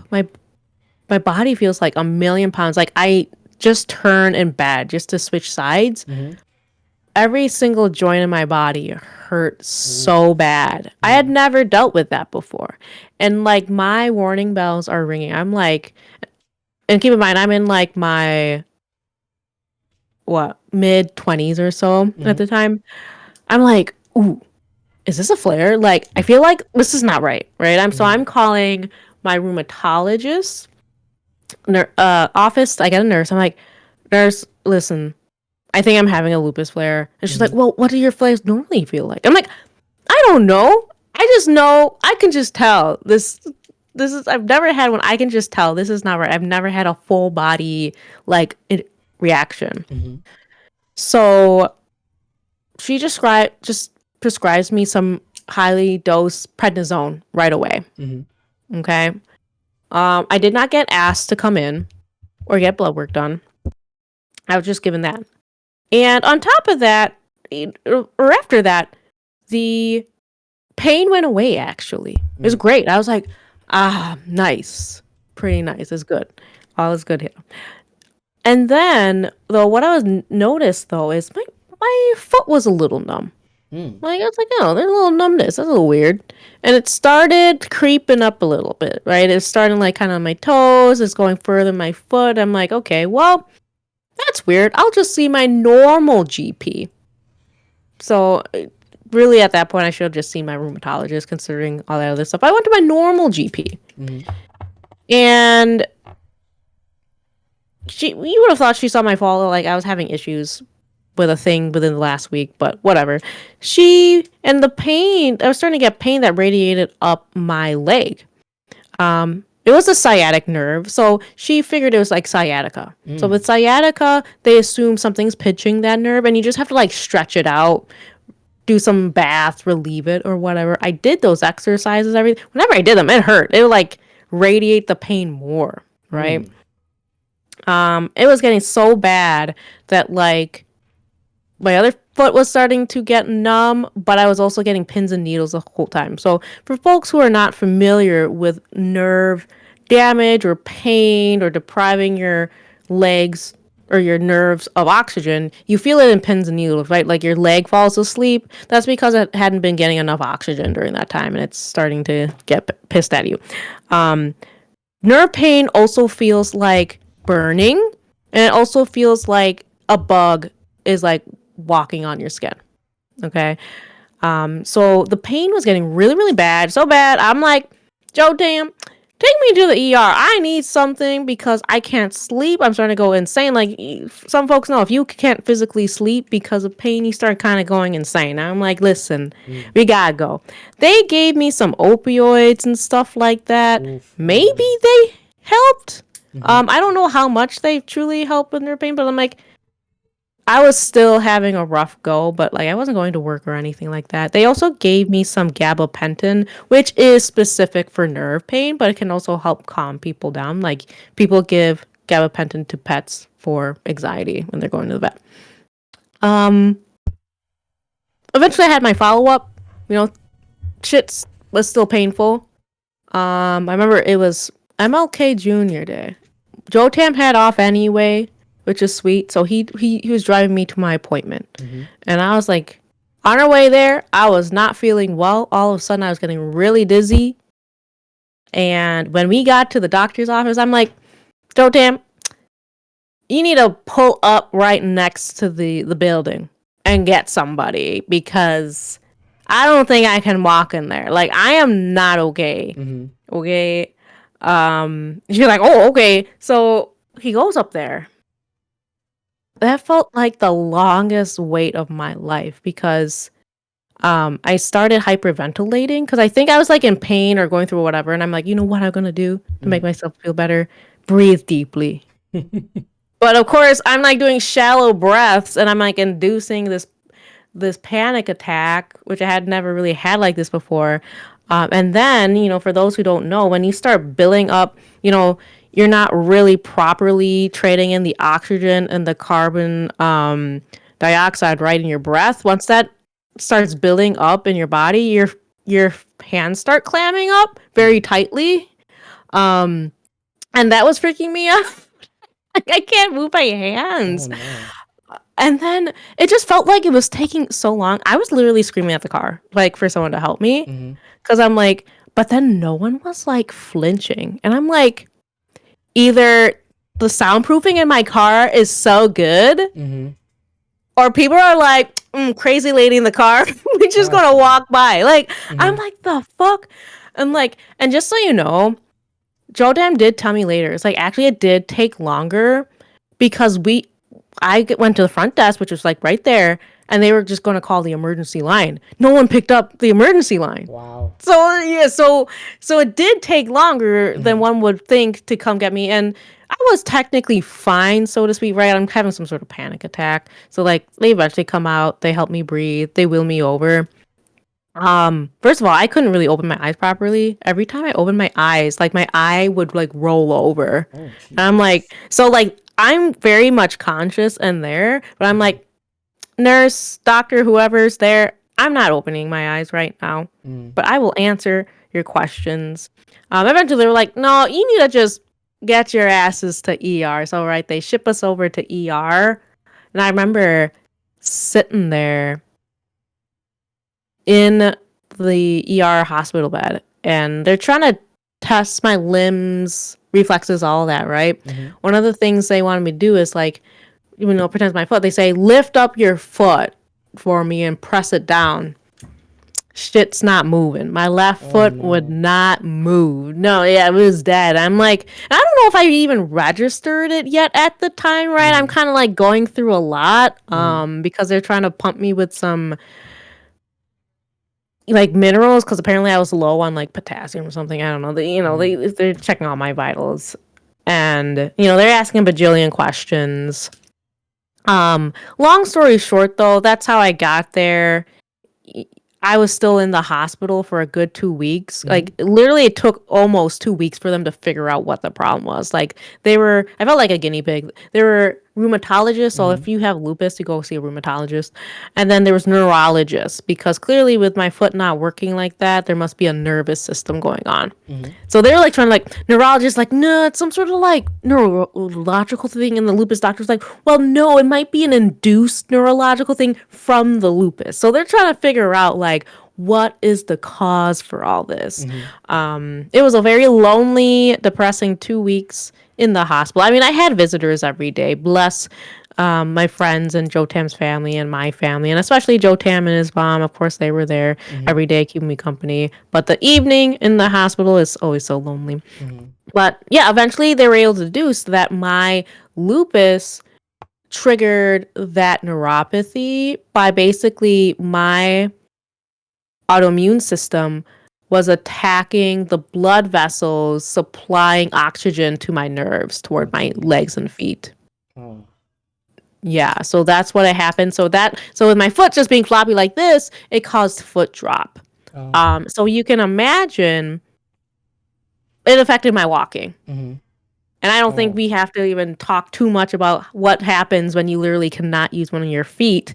I did go through physical therapy. I had AFO braces. I had to use a cane for a little bit. I got my disability placard for my car. I was pumped up with chemotherapy for I Mm-hmm. had to go once a month for 6 months in a row. I had a crap ton of prednisone, other medications, Mm-hmm. you name it, because of that. But namely, my walking was not great. It hurt. And even when I wasn't walking, the nerve pain after it stopped, just getting worse and worse. Mm-hmm. I don't feel this anymore, but every day I could feel zapping in my feet. I can feel bugs Oh. crawling in my feet. It felt like burning. Mm-hmm. I had to live like that for like a number of months. Yeah, I can't Uh, imagine. yeah, sleeping was a chore, to be honest. So yeah, that was my long story of how that affected me, and unfortunately, it still impacts me today because of my Mm-hmm. weakened ankle and kind of foot and the numbness there. I can walk mostly like a normal person, Mm-hmm. fortunately, so we love that. It was mostly reversible, Mm-hmm. but definitely I do kind of stumble a little bit depending on like how I walk if I'm not walking with intention with my left foot. Mm-hmm. Fortunately, it was my left foot, my already weaker of the 2 feet. Oh, okay. Yeah, I can't even imagine because like that is hard to deal with on a day to day. But like you said, the sleep thing too. When you're in pain and you can't sleep, that is so miserable. I again, Mhm. it's like heartburn. You know what I mean? It's like the same thing. It's a heartburn. But yeah, no. Um, I'm I gonna can't I'm gonna have to imagine. use that and then make sure Mm. I have the link to that story ready though Yeah, because they need to yeah, so understand. people would understand heartburn and lupus are the same things. Yeah, no. Right.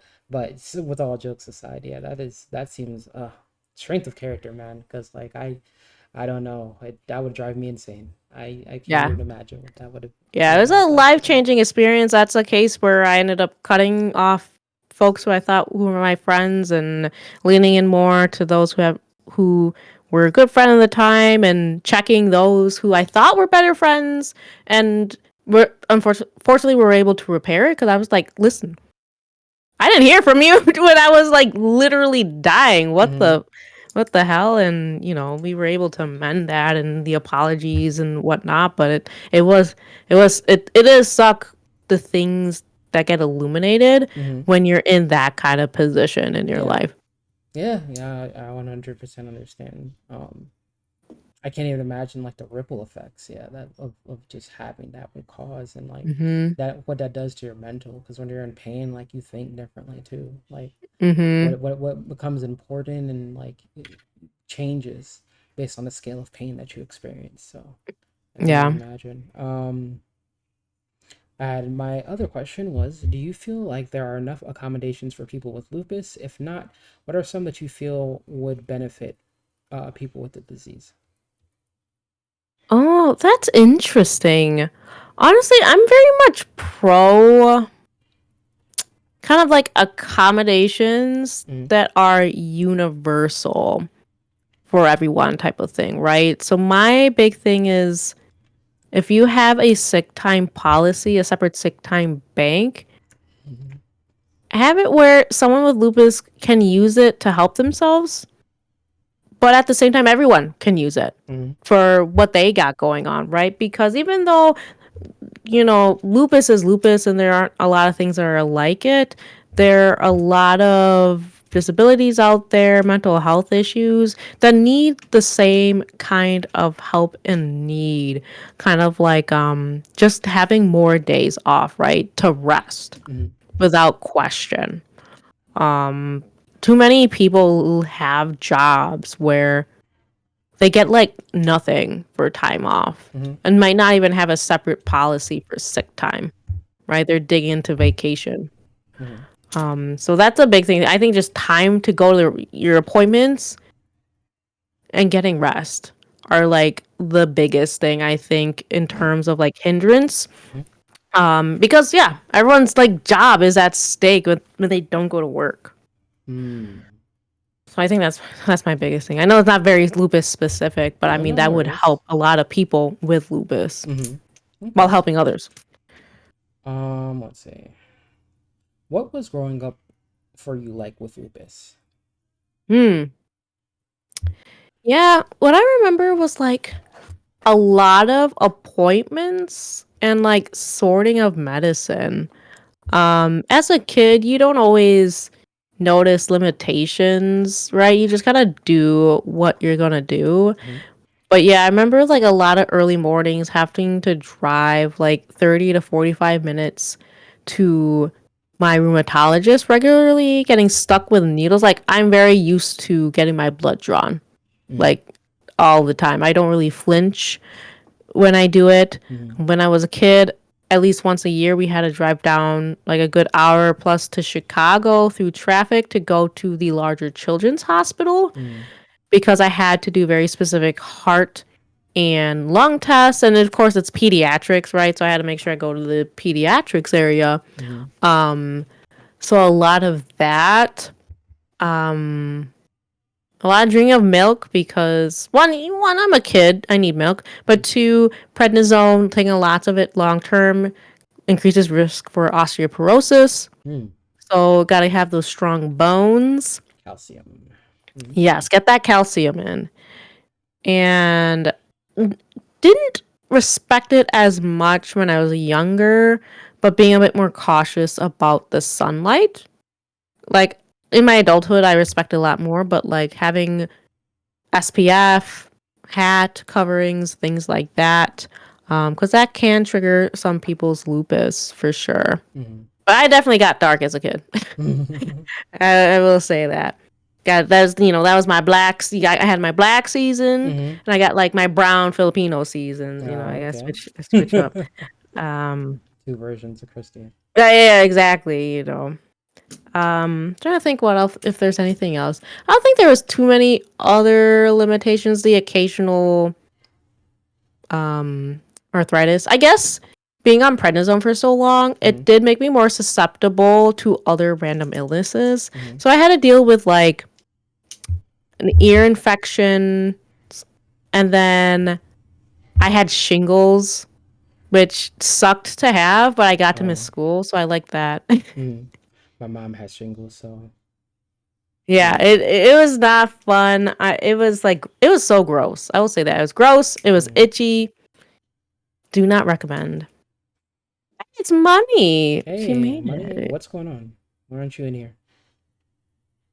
Yeah. Kamusta, Filipino in Yeah. chat. Oh yeah, Mikey. Welcome in, Mikey. Mikey's half Filipino as well.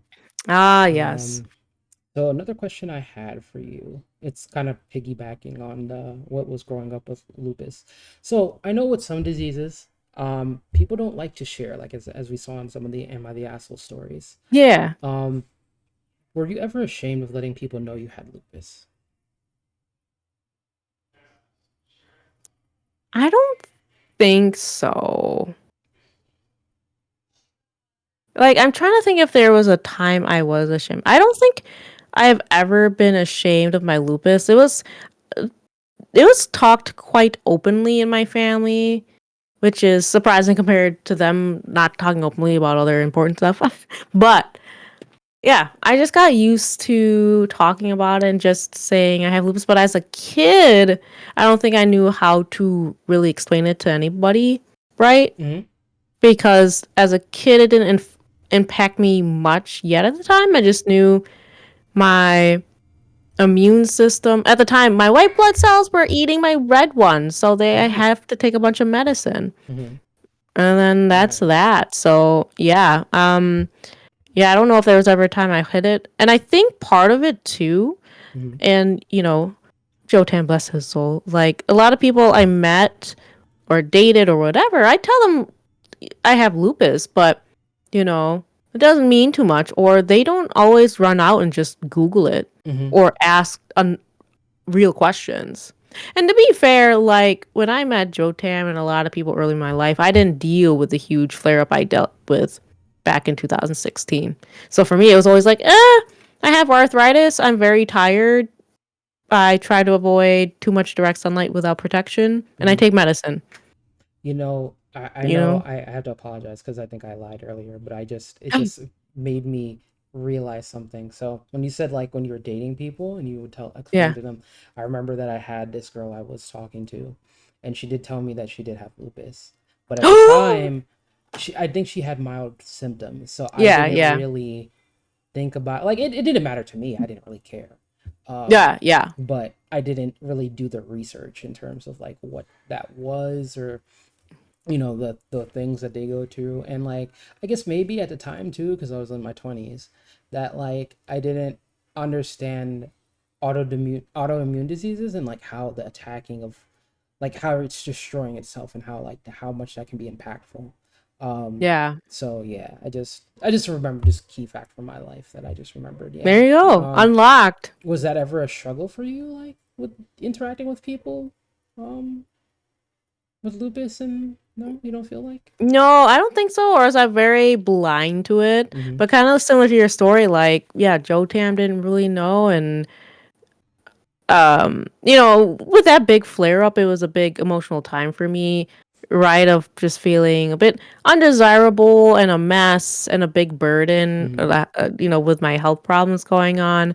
But I was also like, well, you did also know I had lupus, Mm-hmm. right? But it's like, yeah, but I didn't realize it could be this, Mm-hmm. with me in the hospital bed, like dying. And so that's when he better understood, how serious it can be Mm-hmm. as well. Did you So, always have lupus from when you were a young child, or was it like, because I know this one girl said she had it when she started or was diagnosed with it when she was 14. Was yeah, it? so I got diagnosed pretty early compared to when most people get diagnosed. I got diagnosed around age 10, Mm-hmm.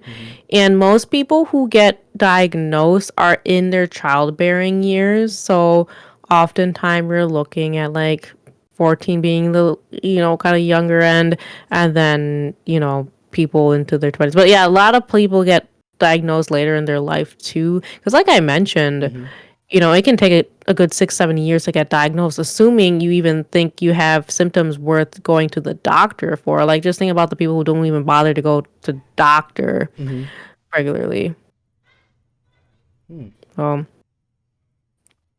yeah, I've had it for a long time. My symptoms wasn't even that bad necessarily when my mom took me to the doctor. Mm-hmm. I just had a sore neck, which was probably unrelated. Mm-hmm. But while she was massaging my neck, she was like hanging out here, and what she was feeling is my lymph nodes, Mm-hmm. right? And they tend to change size if you're sick. Oh. Well, yeah, yeah. Yeah. So, yes, if you have like pathogens and your white blood cells are like killing them or whatever, they just start kind of swelling up in your lymph nodes. You can usually easily feel them easily in your neck if you feel hard enough, or kind of like your groinal area, like where your legs kind of attach to your like pelvic region. Mm-hmm. But when she was feeling there, they were hard as rock. They were big and they were hard. Mm-hmm. And she's like, "Oh," and she was a nurse before. She's like, "No, that's not right. Mm-hmm. You need to go to the doctor." And my bio mom has lupus too, so she Oh. probably already had like, warning bells going off. Mm-hmm. And I had to go to my general doctor Mm-hmm. who sent me to a specialist who sent me to a different specialist, but that was in pediatrics, Mm-hmm. right? So it took me a few jumping of doctors before they were like, "Yep, it's lupus." Mm-hmm. And then I was plugged into an IV machine with steroids right away. And I sat there for like a good hour. I think I watched like Beethoven, the dog movie, I love while Beethoven. waiting for it to go all into my body. Mm-hmm. It's yeah, very interesting. Liquid prednisone makes you very hot and sweaty Mm-hmm. and makes your mouth taste like metal. Oh, interesting. Okay. Yeah. Did you feel like you understood the ramifications of what lupus would be once you were diagnosed? Or do you feel like you were too No, young to no, really? definitely not. I was too young and I did not respect it enough as I got older. Mm-hmm. One, hated taking medications. My living situations changed a little bit in terms of like structure. I came from from household from more structure to one with less structure where I was Mm-hmm. kind of taking care of myself. I was not good about taking my medication at all. So my blood work was always just like meh. Mm-hmm. It got better when I was smoking a little bit of weed at the time, I noticed, but Mm-hmm. then, The devil's yeah. lettuce. Yeah. That's just kidding. But then, Mm-hmm. yeah, I wasn't as good as like putting on sunscreen all the time, so on and so forth. And so it wasn't really until my huge flare up that I started really respecting the disease. Mm. Okay. Um, so once you got a better idea or like mindset of what lupus is and like what it meant for your life, do you feel like it changed your mindset on how you like interacted with people or how you thought about things or how you treated people? Hmm. Yeah, it's curious, right? Trying to pinpoint it specifically to the lupus, or Mm-hmm. is there an age component, experience component, all that stuff? Mm-hmm.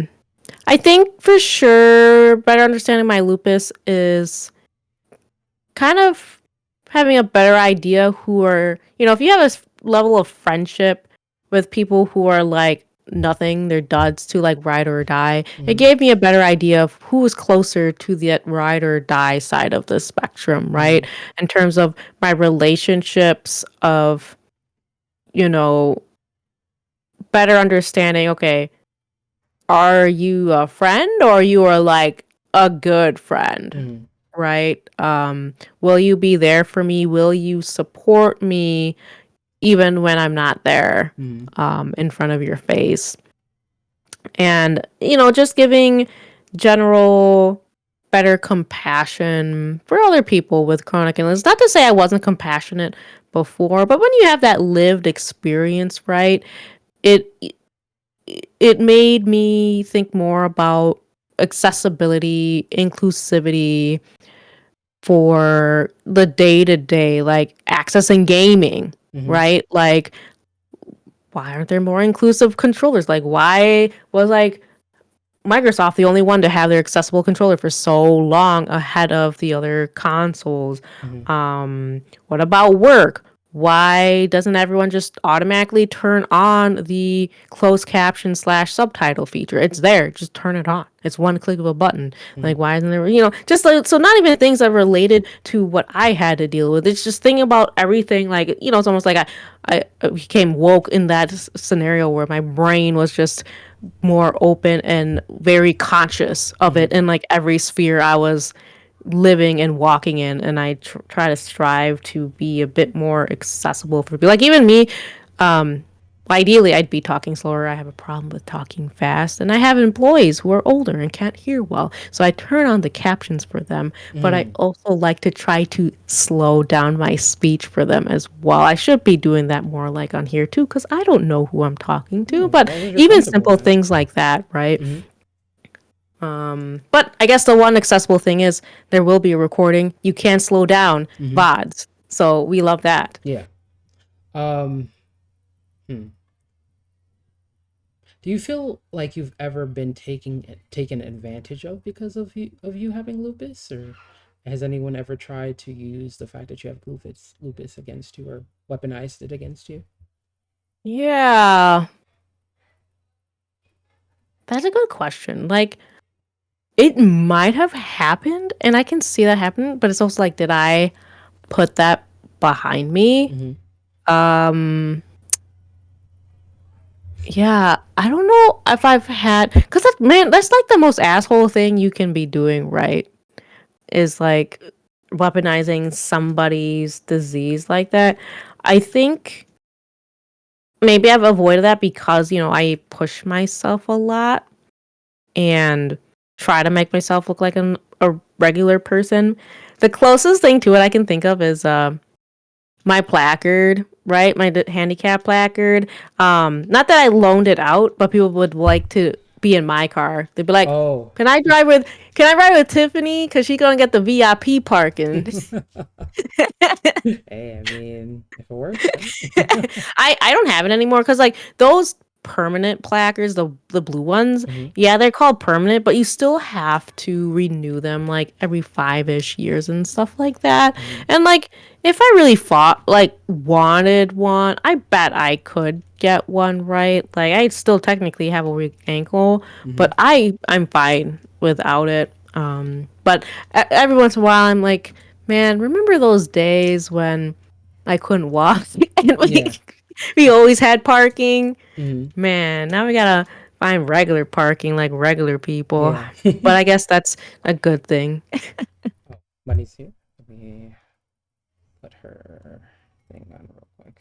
Oh my god. So sorry I'm Hey, late welcome in. Welcome, money. for my tardiness. Oh well, we knew you weren't. You probably weren't gonna make it. What's your name You only from? had 1 cent today. Yeah. Well, now we have One two. cent. Well, 1 now cent. you've got the second one. Yeah. Yeah, Got the we're two up to cent. 2 cents. Oh. What's for dinner, money? What you got? Oh, goodbye. Oh. I scared Oh her. no, you scared her away. I know. She didn't want to. She did not want to talk about her Yeah, food. she's like, no, no food today, no food talk. Mm, There she goes. Nice. okay. Mm, okay, let's see. Um, another So question I did sorry. have. Welcome in, money. There you are. There I am. Yeah, Welcome in. sorry. Mm-hmm. I was Go ahead. sorry. I was just gonna say I was at a bridal shower and it was Mm-hmm. yeah. So Hey, that is okay. my excuse for today. Hey, let's go. No, welcome in. Yeah. What Thank you, was it? thank What you. was on the menu? What were you eating? Oh my gosh, there's so much food. And my friend who's getting married, she's vegan. Mm-hmm. So there's a lot of like Mm. vegan food. So Oh, okay. I had like lasagna. They had like vegan sandwiches and wraps Oh, Mm-hmm. and yum. stuff. It was good. It was good. It was good. Good food. Hey, okay. Vegan food is pretty good. That actually Yeah. ties into my next question. Are there any foods that flare up lupus in Oh. general, or is that like again a case to case thing? You know, I was just thinking about that myself. I have not avoided food. However, there are foods that people talk about to avoid. There's always just the general inflammatory food, Mm-hmm. right? Like, oh, fried food and red meat and stuff like that. But some people have talked about alfalfa for sure Mm-hmm. and garlic. Mm. I know people talk. I mean, I eat a lot of garlic, so I think I'm fine. But those are two things that can kind of activate and stress the immune system. Mm-hmm. So for some people, that might trigger them. I have Interesting. not heard firsthand from people like, oh yeah, I definitely avoid it. But I think and because it has helped, but I have heard about specific diets just to help. It doesn't cure lupus. Ignore anyone who tries to claim eating certain foods will get rid of your lupus. Mm-hmm. But that, yeah, could trigger up a flare up. But I don't think I've ever had food related flare ups. And I would say alcohol for anybody. Gotta avoid the alcohol if you want to avoid inflammation in your body. Mm-hmm. Oh, interesting. Okay. Alfalfa. I don't think I've had alfalfa in many years. So Yeah, that's it's been a interesting. long time for me too, but that's was always the one growing up I had read about. Avoid alfalfa. Oh. When you say that, I think about the Little Rascals. Yeah, yeah, I know, right? No, but Many this chick different. right here, she eats all the food. Okay, okay. Well, that's good to at least to know that like you don't really have anything that like you can enjoy. Like I always feel people sorry for the people that can't enjoy like ice cream or things like that. Right? I know. I told myself, like, man, if the day I restrict my food to that degree is the day that Lupus truly won. Yeah. Which is funny because you're fighting the battle against yourself. It's like Yeah. nega Krista. Yeah, it's like, Uh, mm-mm. let's see. Hmm. I mean, technically you already did, but I'll still ask. Maybe you have a different Yeah. one. Can you share a moment where lupus was useful or assisted you in a way that couldn't have happened otherwise? So Oh. maybe like I don't know, just to give an example, like maybe you met someone because of lupus, or you got an opportunity Mm-hmm. because of it, or. Yeah, for sure. I mean, Lupus has gotten me some interesting interactions. Mhm, I don't remember the experiences so much, but a couple years in a row, when I was a kid, there was a camp called Camp Jam. It was specifically for kids with like arthritis mhm, and lupus. Like, you just got a bunch of little mildly handicapped or severely handicapped kids in a camp together and mhm, stuff. And I remember in the food hall, everyone's getting passed their little cups of medicine because we're all on some medicine. So it was mhm. kind of interesting being surrounded by a bunch of other kids who were taking like a bunch of drugs just like me and potentially limited, movements like me. And I had made some friends from there, and it was just nice, meeting another kid who like had some trouble. Like she had more trouble. She had like a kidney issue where Mhm. she had to be drinking water all the time. But she Oof. came over to my house once, and that was fine. And then in lupus, I mean, through Twitch and Game On to End Lupus Mhm, which happened last month, but the first time I did it was what, like 3 years ago. mhm, I met so many other people who were streamers, who were gamers, who like, a lot of the same things I do, who have mhm, lupus and are very various severity of lupus as well, right? Where mhm, I can learn about other people's experiences with lupus, and meeting people who also just know people with lupus, and then being able to raise awareness on Twitch to more people, like outside of doing this right now, and mhm, raising so much more money than I have, and just doing something that is beyond and above myself in terms of educating other people of a disease that so many people in the United States and the world have, mhm. and very impactful to women because women's health too severely understudied, and True, very especially true. ones that affect Black, Brown, and Indigenous people, which are the highest population amongst who is going to be diagnosed with lupus. And yes, I agree, Mikey. All the Filipino food, I'm not gonna deprive myself from that food. Mm, yeah. I look. I mean, I know it's not technically true Filipino food, but recently I went to Jollibee and that was an No, eye no, opener. no. Like I Who told don't. you it's not true Filipino food? Well, no, I just assumed it. Like you know how Taco Bell is an authentic No, Mexican no, food, no, right? no, no, Like I no. don't. The Filipino people Mhm. are proud of They Jollibee, approve okay? I'm just of saying. Yeah. Jollibee. After I They're had proud of Jollibee. Jollibee, I became Jolly G. I'm just saying. Jolly G. Yeah. Um. Let's see. What was my other?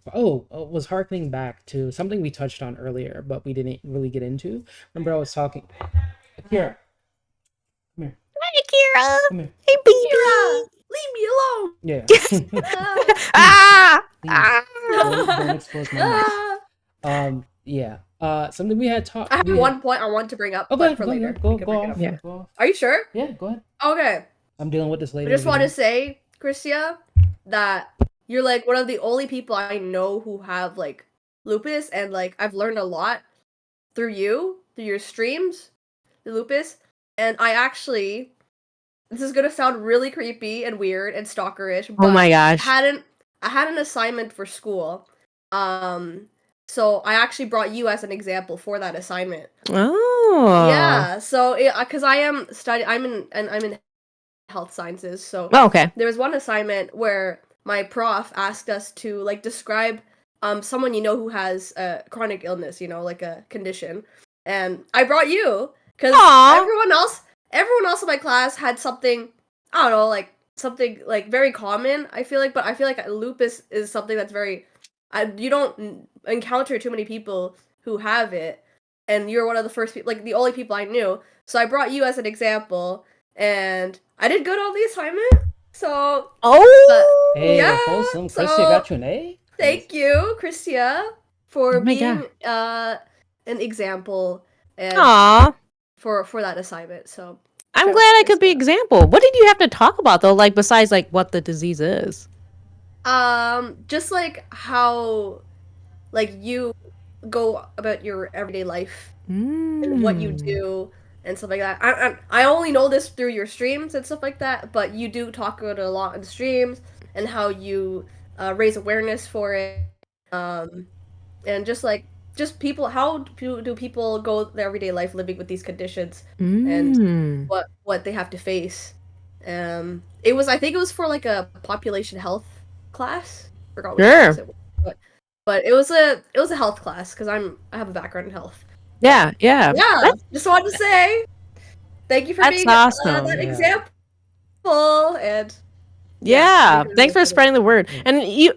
And don't be surprised if you find out later that you actually know more people with lupus. They're usually like hiding around like at work. I know at least two people there who have lupus. Yeah, You're the only it's person I know, so they're yeah. probably Mm. hiding around, I know but they're I hiding use around. you as an example because Mhm. I feel like with you I'm more familiar of the condition because through you because of Yeah. your awareness and you're educating people on this. So thank you for Yeah, that. that's Hey. That's just a lovely to random thing hear. I wanted to say. Yeah. I mean, this is why I talk about it, right? I just want more people to know about it. Like a very interesting stat, granted, it's oh so selected, but I think it was like between women ages like 16ish to 24. If you take out incidentals meaning suicides and homicides, if you take that out, you know, death by lupus is up there in like the top 5ish of like causes for women. Very sad that you have to take out the homicides to get things to go up there, but it's actually high up there specifically for young women who are Hispanic or Mm. black. Yeah, like depending on like if you go to, assuming it's not just a white neighborhood, mind you, if you Mm. go to a decent metro city where there's like a lupus walk or awareness walk or something, you'll probably find that like 75% of the people there are probably black, especially black women. Hmm. Hmm. Interesting. I wonder why it affects that demographic so much. Hmm. Yeah, it's very curious. I know from a woman perspective, they have done it seems obvious, like, a kind of a connection with estrogen a little bit. Mm-hmm. I'm not as familiar of what those risk factors that involve being a person of color. And you know what? Interestingly, too, they've been finding more research that complex post-traumatic stress disorder, other disorders of the mental health, starting from childhood, the likelihood of that child developing lupus is higher. Mm. So one of the things in terms of triggering lupus and who knows maybe the actual cause of lupus is environmental stress. Mm. Environmental So I stress. don't know if that's something that ties into right those demographics as well, Mm-hmm. but very interesting things to look at intersection, that intersectionality between those things. I mean, and that's another thing about funding for lupus too, right? These are also demographics that are more likely to be in lower income brackets Mm. from being able to actually help and get the medical treatments that they need. Mm. Okay. Interesting. Yeah. Mm. Yeah, that's interesting. Definitely food for thought. Yeah. Something I had wanted to touch on again. I know we had ma'am. Something we had, Akira. yeah, Kira. Doing the most. It's only when I'm streaming. Never when, like, whatever. But yeah, something I wanted to touch on. We talked about earlier, and you said we'd kind of have a little conversation about it. Um, how at least I don't know if my misconception was wrong. How lupus can change the body, kind of. And the Mm. example I was thinking, Akira, please. Anyway, um, that like the example I was thinking of was like Selena Gomez. Mm-hmm. And like I've seen her get ripped on television, on like the social media, about like, oh, she's gotten fat, or her she needs Mm-hmm. to do something about her face, Yeah, or her I've seen looks that. are aging or whatever. But like you'll see pictures of her in different times, and like her features look different. Mm-hmm. And I'm Mm-hmm. assuming that when her face is like puffier or things like that, she's going through flare-ups or whatever. Mm-hmm. um yeah, I don't know if I was right about lupus changing the body structure. Yeah. I mean, generally speaking, inflammation can change the body in terms of like swelling, Mhm. right? Like long-term exposure and having high cortisols. But generally speaking, for people with lupus and people who take prednisone Mhm. specifically, if you're on high dose prednisone and you take it for a while, you can retain a lot of water. So a lot of people with prednisone will gain weight Mhm. from the water weight, and also your hunger is insatiable, bro. You got a bottomless pit. You can Oh. eat all day, but also it will give you a moon face. So if you're remembering, she got full cheeks, very round. Mhm. That is Yeah. from the prednisone most likely, because if she's having a flare up, she's probably being pumped Oh. with that. I definitely have before after pictures, because I have different pictures of like, oh, maybe I'm the same weight, but the my face and how I fill out is a lot different. Between it being because I'm just sitting around and eating a lot versus I'm taking prednisone at the same time. Hmm, interesting. Mm-hmm. So you're taking the same thing as Selena Gomez? Not anymore. I mean, granted, I don't know what she's on now, but I probably Yeah. have taken some things. Let me see what we got. It's like a G, like Akira. Akira. Let's see. I mean, I'm she's been, assuming everyone takes different yeah. medications, right? Yeah. Yeah, there's definitely like certain treatments that are very common, but it will depend. So I know Selena Gomez has gone under chemo. I've also gone over under chemo. I don't know what specific chemo drug that she took. Um, and then she had to have taken prednisone at some time. Like, I'm pretty confident. But what she takes as a maintenance drug could be different than Mhm. I take. The medication I take isn't even specific for lupus. It's an anti-malarial drug. And honestly, there's not even a lot of lupus specific drugs out there. Hmm. I'm sorry. I did catch the Interesting. when you were saying that like the drugs that she was getting pumped up was causing her bodily changes. Mm-hmm. Hmm. That's Yeah, interesting. it's most likely from the medication. Mhm. Um, but yeah, pretty common. So like other people who take prednisone will deal with that if they take it long term. Mhm. You've there's definitely people who've taken it for like very random reasons and felt the side effects of prednisone Hmm. from that sort of weight gain. So is that one of the reasons? Because I know you said earlier Seal had lupus. I didn't know that he did. Is Mm-hmm. that the reason why he Mm-hmm. has the scars that Wait, he who? does? Seal, Kiss from a Rose. You know that song? Oh, from Yeah. Kiss? No. Do you know the song "Kiss from a Rose" No. by Ba da Or Seal? maybe I da da da da da da da Oh, okay, da that Yeah, da. song. that song. So the guy that Yeah. sings it, Seal, the black guy, he Yeah. has lupus. I didn't know that. Yeah, Oh. and that his so Yeah. Okay. okay, yeah. Yeah, so the lupus, he has discoid lupus. That is very specific Mm. to the skin. Mm. So he must have had some lesions on his face and then it left as scarring. Mm. Okay. Oh, wow. It's Yep. just crazy to see how much lupus can affect your body. Another major one we know, Nick Cannon. Mm-hmm. He has Oh it yeah, too? I forgot. Yeah, Nick Cannon does have Really? lupus. Yeah. Mm-hmm. I had no idea. Mm-hmm. Yep. That's why, like Chrissy said earlier, like there's probably a lot of people that have it and just don't Yeah, disclose that they do. true. Like, Um, yeah, someone saying Jay Dilla has it, and I'm like, oh, I didn't know about that. yeah, I didn't know Like, he did either. yeah, I Who? know Tony Mm-hmm. Braxton.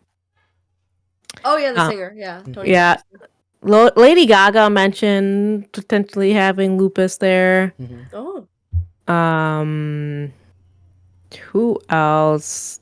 Not as many. I think Paula Abdul might have said something. Oh. Mm-hmm. I know there was the Filipino politician Ferdinand Marcos. That I remember my family always says like, "Yeah, you have lupus like Marcos." I'm like, okay, great. Let's see. I have two more questions, I think, for you. No way. That I just Google it and it's like Michael B. Jordan. I have not heard of Really? that. He does? What? Really? Oh, we'll see. It's low on the list here that I just looked Mm. up. Okay, he supports lupus patients. Oh, okay. Okay. Oh, his mom Oh, his mom has has it. Oh, lupus. Okay. we love Michael B. Um, Jordan. yeah, he's an Yeah. amazing I actor. simp for that man's. How do you manage your lupus? Oh man, I should be doing better. I mean, so I'm better about taking my meds every day. Mm-hmm. That's first thing. I did the whole pairing habits thing where, okay, what do I do every day that I don't skip? Mm-hmm. My skincare. So I'm going to take my medicine when I do my skincare so I don't forget about it. So that has helped tremendously. Um, Otherwise, a lot of it is like listening to about. I guess I do use SPF religiously when I go out now and potentially protective gear. Like I'll use an umbrella in sunlight. I don't You're care. We black. got You don't need to use little sunscreen. No, I'm just kidding. Just kidding. little kids like I never bother to say because I'm like if your mom's gonna explain it that's fine, Mm-hmm. like I'm not here to educate people all the time, but this kid was like, why does she have an umbrella, it's not raining, and I don't always hear what the mom says. I'm like going wherever I'm going. Mm-hmm. But yeah, trying to listen to my body, right? If I'm tired I just rest, right? Mm-hmm. Like that's the biggest thing, is just letting myself rest, I would say.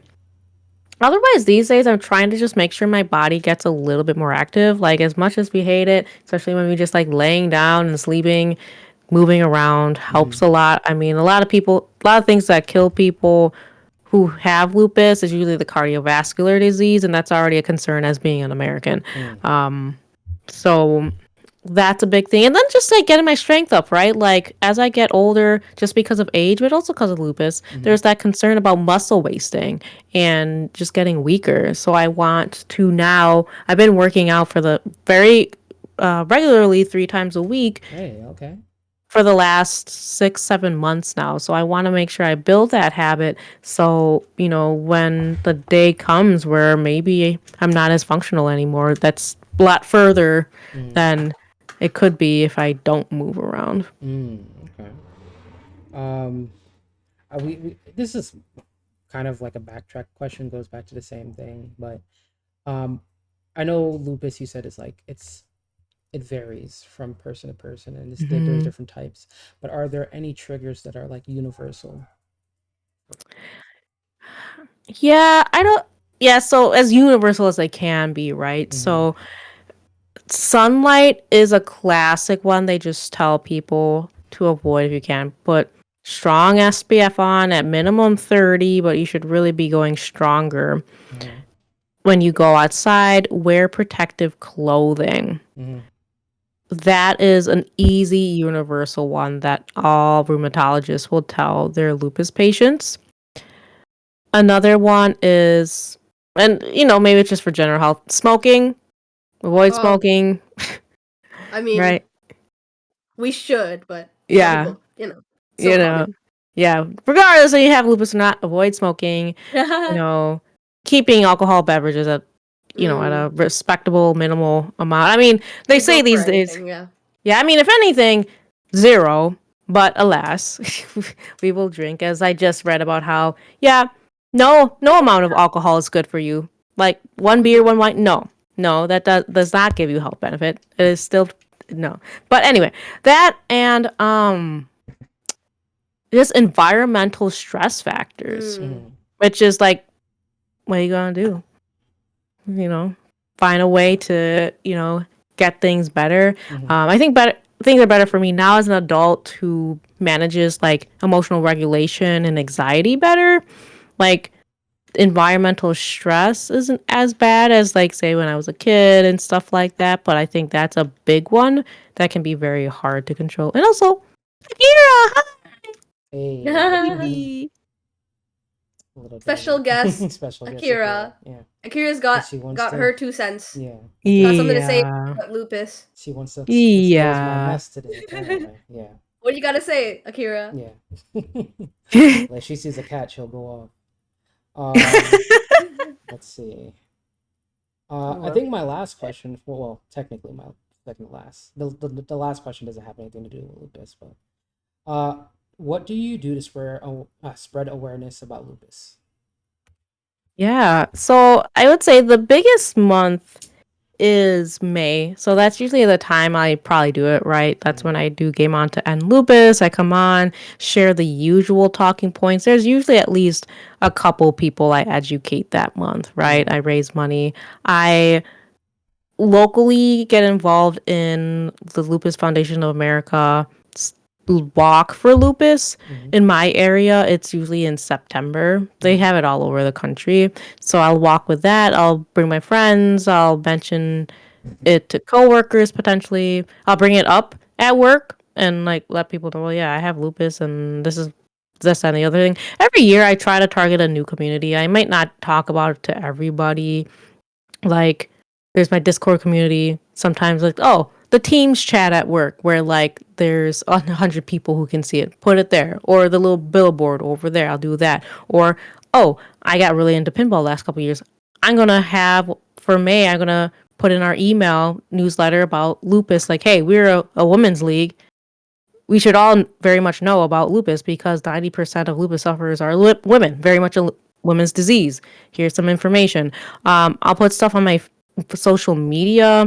On my Facebook, that's very much like that I don't use anymore, is very much just people I know in real life. So sometimes I'll use that to be like, hey, here's all these facts from other social media. Or I didn't do a lot this year, even though it's no longer May. I might do a wrap up here and just be like, Yeah, you hey, should do it. yeah, I might just like, hey, everyone who follows me on Facebook probably already knows all the talking points I talk about lupus, but here is one random story of like how lupus still affects me from day to day because most people probably assume it doesn't affect me anymore because I don't talk about it or I look normal, right? I look very, very normal. So, it's just random here and there where I just let people know, or it's always a random fact for me, like, hey, I actually can't feel the bottom of my feet too well, Mm-hmm. and then that easily just gets me to talk about why I can't feel my feet very well. Oh, okay. Um, yeah, I find random little things to like get that. If they don't ask, okay, you don't care about asking questions, so I'm not gonna bother with you. You are not a curious type. I'm just I thinking usually about leave that. little threads for the curious types. Mm. I'm just thinking about that meme where like you're in the corner, like they don't know that I have lupus. It's like Right? everyone's So in the they don't know. corner. I don't know. But yeah. Um, did we? I'm sorry, because Kira's just being whatever. No, you're Did you fine. cover Gotel, or do you want to talk about a little We bit talk about about Gotel? GoTel some more. So GoTel did just end. Technically, GoTel is mostly focused on a weekend. It's usually the first weekend of May, Mhm. but people will raise money for GoTel all month. Actually, I'm wearing a GoTel shirt right Oh, now. What If you what want okay. to is end Hey, with let's Gotel? this, go. Oh, game on. Oh, go tell game on to end lupus. yeah. Mhm. So a bunch of streamers, whether they have lupus, know people with lupus, or just support the cause, they will raise money for GoTel as a group, and I think we did hit.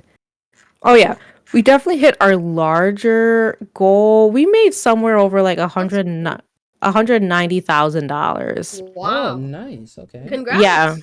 yeah. I did just a modest like 330 this year, but previous years I've been able to hit. Modest. Yeah, Wow, that's well, Yeah. modest. That's compared still to my good. other years, I've gotten like That's over still a lot. Mhm. $2,500 before. Wow. But I hadn't streamed as much this year, so I was like, okay, I'm not gonna be able to stream this much for May, let me just put something, that I felt was attainable enough. But this year, like they've gotten some big names. Like last year, they got Felicia Day to stream for GoTel for a little bit, which is crazy. They did a dunk tank with some famous actors, or at least famous-ish actors. The only person I knew offhand was Phil Lamar. Oh, I love Let me Philmar. see. I know, I love My Phil Lamar too. childhood. Okay, let's see Oh who my that. god. Phil Lamar, Angeli, Bimani, Colin Ferguson, Trisha Oh, I've heard of him. Hirschberger, Katie Benson. Like, a few people. They got them on for a Go Tell event. Like they've been getting it pretty big, and I'm like, damn, this is probably like your biggest like fundraising event, Lupus Foundation of America event, and I don't see enough of it on social media. I'm like, why aren't you talking about GoTel in the Yeah. official LFI Yeah. thing? Like they're raising a shit ton of money, Mhm. but alas. Yeah. Like I said, I don't think there's enough awareness about lupus and like what it is, and I just don't Mhm. think in general there's too much. Like I said, if it wasn't for the person I was talking to at the time, I wouldn't know about lupus. And even then, like she didn't really. She just expressed to me that it was Mhm. like an autoimmune disease, and like there were some Mhm. things that she suffered, but I didn't really know the severity and the lengths of it and like the diversity behind it. Mhm. So yeah, and like you said, there's a lot of people that have it and don't really either share because like again, it is their business, right? But there's a Mhm. lot of people that have it and don't want to say because like again, sometimes when you have something, either symptoms or you have a disease, it's not something. There are various reasons why people don't share with that. Like maybe they don't want to be Yeah. pitied, or they don't want to be the butt of jokes. So yeah, I can understand why Mhm. there's maybe not a lot of people that come out and say they have it, but I still feel like there needs to be more awareness about it. Yeah. Yeah, for sure. I mean, awareness, helps breed advocacy Mm-hmm. and just getting more funds through and everything like Mm-hmm. that. So yeah, Yeah. very important to me, and I'm just glad to have more people aware of it. I always say if I can just like educate one more person, even better if I can educate someone who can help maybe educate one more other person. It's huge. Mm-hmm. Okay. You're doing a great job at it Yeah. because you educated me, and hopefully you can educate the people in the chat. Mhm. Mhm. Yeah, I'm glad. I'm glad. That's is what I do. What I do because I said like fundraising's good, but the biggest thing is really education. Hmm. Um, yeah. Yeah, that's why I wanted to have you on today because I feel like it's not something that's talked about often. I mean, I learned a bit when I came to your streams and you did Go Tell and you talked about it, but it still was something that like I didn't know how diverse it was. I didn't know the severity of how bad it can get, what a day in the life looks like for someone that has milder symptoms or stronger symptoms. So I just wanted to, bring a little bit of awareness to it. My Hmm. last question, which is has nothing to do with lupus, is where did you get that fire hoodie though? Let me Oh, this is a don't Oh gatekeep. kigurumi, so it's full my body, god, it's the little baby. little egg Oh thing. yeah, the egg Yeah, guy. yeah, The egg yeah. guy. So we got the whole thing, Hey, Oh, it's a okay, full bro. onesie? I need Yeah, one of we got those. the pockets and Mm-hmm. everything. Oh, okay. Yeah, Oh, oh, that's Yeah. okay. that's so cool. The bottom is the eggshell. That's sick. Yep. That's so Yeah, adorable. Yeah. yeah, Get it, time of yeah. Gigantama. Yeah. Oh good. my God, he's so Hey. popular. Yeah. But also, shout out to Jeech last year. For Mm. those who didn't know, Jeech actually provided some art, free Oh art yeah, to for me both our and server. my GoTel stream. And it was a Oh, cute bubble store. nice. Yeah, Yeah. yeah, yeah. Just doing what I can to help out. Spread Aw. awareness. Yeah, that was Um. also the great thing too about GoTel is there's so many people out there that you can reach out to in terms of like giving prizes to people, Mm, like milestone awards and stuff like that. Like people are out there willing to help just donate something, right? If it's like a skill they have, a trade, like, oh yeah, let me toss an art. Like I had a friend do a couple like chibi avatars as something for people, mm, which was like very sweet of her, and people giving just like, oh, here's a game code I have. I'm like, oh, okay, yeah, let's give away a game. mm, So seeing the way the community for GoTel comes together to support each other, they make like assets for their stream, right? They make bots and everything like that. It's truly amazing. It's very lovely seeing such awesome collaboration of various skills to just make and see go to get bigger and better. I'm just like, dang, like the fact that the bot that I used last year, I was able to use again without changing anything. I'm like, I wonder if this still works. Like Mm-hmm. I didn't do anything. Like I could have spruced up my stream more, but I'm like, I ain't got time and energy. Mm-hmm. Everything I have still works, and it was all cited from whatever sources they had from last year. I'm like, thank you for keeping this bot up. Mm-hmm. You're amazing. Okay. Is there anything that you wanted to say more about Lupus, or anything you wanted to share? Yeah, I think, for people here, if you or a loved one you have is showing some of like the classic symptoms of lupus, and when I say that, I'm talking about like unexplained prolonged fatigue. They got sores like in their mouth, on their body, and things like that. They're easily bruised, bad arthritis, Raynaud's, stuff like that. Go see the doctor, get a second opinion, get yourself checked out. It might be lupus, it might not be lupus, but you have to keep in mind when it comes to systemic, chronic autoimmune disorders, it can take a long time to diagnose. And the sooner you get it diagnosed, the better, because the more likelihood of you just being able to live a normal, healthy life. So, when people had lupus way back in the day when they just discovered it, people didn't have a long life, prospects. These days, people are generally living a normal lifespan for the most part, right? If especially if you have mild lupus or moderate but well tolerates medicine, you can go pretty well. Quality of life, who knows, depends on the person, but Mm-hmm. um, you know, catching it early is the biggest thing because you don't want to go through a flare up where reversible damage happens, right? So like with me and my be- messed up nerve cells in my feet, that could have become very serious. Like I used to just have mild lupus. Now I'm considered more high risk because it impacted my vasculature system. Mm. Because obviously, if for some reason my blood vessels to my more vital organs, right, start getting attacked, and now I can't properly get my lungs and heart, brain function. Like, I'm gonna die at that Mm-hmm. point, right? Fortunately, in this situation, it was just my peripheral nerves in my feet.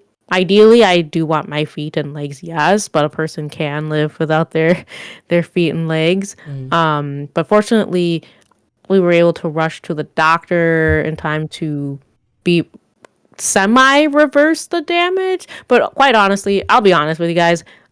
Had I been in the right brain space, I would have been smart enough to sue for malpractice because, considering my health history, Mm-hmm. they really should have done blood work a lot sooner than me getting to the HR or to the ER at the time. Because, like, if you remember the story I told you, G, like I Mm-hmm. had sciatica pain, Mm-hmm. but it was just pain at the time. They're like, "Oh, here, just do these exercises, take these pain medications," but they didn't do blood work on me. Mm-hmm. A person who had known to have lupus for over 15 years. Like, Yeah. you should have done that. And if you saw the blood, it would have showed spikes in certain like levels in my blood, and then Mm-hmm. it'd be like, "Oh shit, what's going on here?" And then maybe I could have avoided the whole situation. Mm. Okay. But it's past statute of limitations in my state to do anything about it. So Damn. Oh Could have got a no. bag. I know. I'm Dang, like, you damn, really I could have could. got him bag. Mm-hmm. Yeah, yeah. But alas, like my brain wasn't in that state. Like when I'm literally dying, I'm not like, Yeah, who's you're in to blame? pain. I'm gonna pay me. I'm like, Yeah. Mm-hmm. oh no, it's like they did the best they could. Like it's lupus. That's the other thing too. It's always like, oh, it's lupus. It's so random. How you're supposed to know? I'm like, well, bitch, if you took my blood work, you would have known. You know? Mm-hmm. You did the basics. Yeah. Yeah. Yeah, exactly. I'm like, yeah. In hindsight, I'm like, oh my god, why didn't they take my blood work? Holy shit. Mm-hmm. I don't know. I guess some people. I've heard that too, where like nurses or some doctors think that you're exaggerating pain, Oh and yeah, so sometimes they don't want to do or waste resources yeah. trying to Especially for diagnose. women. Yeah. Mm-hmm. Yeah. especially for BIPOC women. At Mm, that, too many stories I've had with Black Mm. friends who are women who are like, I keep going to the ER and they keep thinking I'm trying to get drugs hmm. and I'm in pain. And Mm. then finally somebody listened to me, and now I'm diagnosed with this thing. And I'm like, yep, Yeah, I don't know. The medical field Yeah. is crazy. yeah. Money, do you Mhm. have any questions for Christia before we Mm. transition? I guess non-lupus related question. Did you Mhm. did you recently get married? I did get married. Well, Yeah, how was we're that? Hey. it's approaching a year. We're like Oh my um god. we're less than a month away for hitting a year now, but I did get married Oh my last god, year, July. congratulations. Thank Congratulations. Sorry, you. this is off topic, Mm-hmm. but I was very curious. Oh yes, it was a lovely time. So much Aw. fun. Had a couple internet buddies come that I had known for a while. It Oh, was nice Oh, to see okay. them. Yeah, some of them hadn't even met each other before too, but we had known each other through Discord, so that was lots of that's fun. Mm-hmm. amazing. Yeah, lots of dancing, lots of Okay. Instax pictures and um photo booth pictures and all that type of stuff. It was a good time. Good time. Hey, okay. Wow. Congrats. And, I mean, Congrats again. yeah, thank you Thank you. again. Thank you. Um, do you have any resources do you have to share about lupus? Or if not, more or less, GoTel is a good cause Oh, for you guys like to look into. I mean, lupus, no, lupus.org is the big one. Mm-hmm. Let me see. Can I post multiple links in one Yeah. post? Oh, Mm-hmm. hell yeah, it does Oh, there go. you go. Yeah, and Wow, you got a also, lot. oh yeah, I was ready. And there, She do was I ready. have this toolkit? And if anyone who likes playing game, oh, no lupus.org, that first link there, Mm-hmm. that's actually a little quiz. I'm gonna post it as Oh, its nice. own Hi, to Mort. Okay. quiz your lupus knowledge to see what you can Ooh. get. There's like maybe 3 levels. I used to do it like on stream with my folks to remind them how much they've learned. We usually do like twice, once in the beginning of the month and then again later in the month to make sure they know. Trivia. Yeah. Mm-hmm. So yeah. So yeah, take some time, take that little trivia, see what you know. Maybe there's a couple of facts I gave to you guys, Mm-hmm. in this discussion, or you'll learn something. Yeah. It was pretty cool. The year that this trivia came out, every time you like completed the quiz, like $1 got like donated to LFA. It Mm-hmm. doesn't do that now, but at the time, it was pretty Mm. cool. Okay. Um, well, thank you, Christia, for coming on. Again, Yeah. this is a great Yeah, conversation, thank and you. I was informed about a lot of things and misconceptions that Mm-hmm. I didn't know. Um, do you have anything to plug? I don't know if I have anything to plug really. Like I have not been doing a lot of streaming. Like you can find me on Twitch Mm-hmm. as Christia the Blasian. Mm-hmm. Like Hell just yeah. find me, follow me. Um Otherwise you can find me as that on Instagram. I love your streams, Christia. When you bring them Uh back, bro. I I know miss them. I know I did stream a few times in May. Mm-hmm. Um, but we'll see it come back. Like I don't know if I'll come back to a schedule, but I do miss Mm. streaming. And there's some games I've been starting and playing on stream. I gotta keep working on Yakuza. What am I on? 4 or 5. Um, Ooh. and I was doing like Hades using crowd control, so people were Love like Hades. messing up my Hades game Mm-hmm. and Oh. throwing flashbangs and stuff like that. It was pretty crazy. Um, but yeah, TikTok I'm on there, but I don't really post. I used to post a little bit just to like fuck around, and having fun. But Mm-hmm. Mm-hmm. yeah, otherwise, yeah, just hit me up, message me on Instagram or whatever. I'll say hi as long as you're not saying something weird. Mm-hmm. Love connecting with my fellow Filipinos, my black folk. Filipino Yes. Thai, gang. technically Thai and Chinese as well, but just Blasians in general, because it's in my name. You know how us Blasians, we gotta make sure you know that we're Blasian.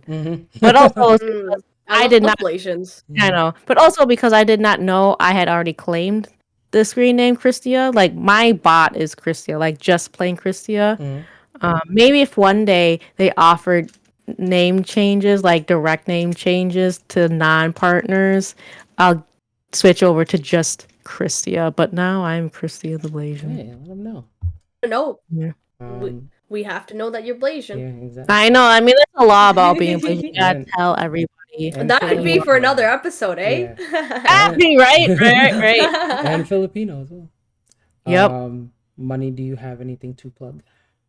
Oh, I am participating in a game show next Thursday, Ooh. competing with a bunch of other content creators on Twitch. So come support me on onlygameshow.twitch.com. I think yeah, only game show. So I'll be there, and then I have my regular Friday streams. That's it for me. Okay. Oh, and I got my Ko-Fi shop. Hey, There you yeah, go. go support the Ah. Ko-Fi shop. Yes, I sell anime glass paintings on my Ko-Fi shop. Oh, that's Twitch cool. game show, yes, Morph, yes. Well, look okay. right now. Um, Oh, look at you at 1.1K. I remember when you were just like a baby. yeah. Well, I know. I'm so Like we proud. go way back. I always tell my child, like, if anyone's watching this right now, Christia was literally the first person I ever rated on Twitch. Successfully rated on Aw. Twitch. Okay, let's go. Yeah, I'm pretty sure Successfully. you were the first. You were one of the first people I've rated on Twitch. Because we go way back. Aw. Mhm. We've known like, I've known your channel for a very, very long time. Since I was a No. little Nice. bebe, Twitch Bebe bebe. streamer. G Little introduced me to baby. you. G Okay. introduced Yeah, me to you I way remember back that. when, Mhm. and I remember I was pushing for affiliate, and I would show up in your streams a lot. I remember I donated to when you're doing the game on Lupus. I donated. Mm-hmm. Yes. Okay. Yeah, Good this is times. That's sometimes. a while ago. Oh my Yeah. gosh. I Back know, when so long Twitch ago. days. Oh my god. Yeah, I back was when. a little bebe, little Yeah, Twitch probably bebe. back when I was like actually streaming at night too, because that's probably how I found Geech, because you were like streaming late at night. Oh, I know. I came in. I think I came into your stream Yeah, because I was just nosy. she was a No, demon hour I thought I stream. found you because Are I you was trying to find sure? some of the. I don't know. I remember I think streaming a I guy. I was like, found oh, you're probably like doing some type of art stuff because I think you were doing more art streams back in the day. no, Was that- I did not do art. I did Yeah, puzzles. I forgot you did art streams too, Christian. If I did any art stream, it was just because of some weird redemption. Hmm. Yeah, because I know you I did did not do art. puzzles. You didn't do art. No, Huh. not me. It could have. Well, maybe you did, or maybe it was a Nintendo game that you were playing, and It could be. yeah. But again, I'm glad I met a great person on Twitch, and like I'm Mhm. Yeah, you know. I'm glad we met. We I know connected. so many great people on Twitch. Yeah. So thank you again, Christia, for Thank coming you. Thank you on. guys. Thank you, Christia. chat, for asking questions to that one guy. Thank I'm you, sorry chat. I couldn't pronounce your name, but like the pronunciation of like GZDR, I don't know what We that need was. vowels here. Yeah, there was a chatter that came in here, and he asked a good, decent question for advice, and I'm sad because I couldn't pronounce Oh, his name. GZDR Evie, for Ev. yeah, I don't know how. For Evie. Yeah. So yeah, so that's gonna be it for today's episode. Gonna raid Yippee. Saya. Oh, speaking of Yee. Yakuza, Saya plays Yakuza too, I think. Or Yeah, Noise. she does. it right now. So yeah, okay. So we're gonna raid Saya. And again, thank you, Christy. I had a lot of fun. Thank you, coming Christia. Yeah, it's been on. so much fun. Eventually, when I come back to streaming on the main channel, we're gonna have to get you on for the drunk driving. I know. I still haven't been Oh in my God, person yes. I'm driving. determined to get you there. Oh my Okay. gosh! The It won't take. Mario Kart. It won't take me much because I don't really drink anymore. I'll have like Oh, two well, drinks. I I'm mean, like, yeah. oh my. Yeah, Have it's a just for fun. Yeah. You don't have to, non-alcoholic one. But yeah, okay, guys. Until next time, stay gold and see you. Remember, be polite and respectful, because guys' community is different than mine. And yeah, we'll see you next time. Bye, guys.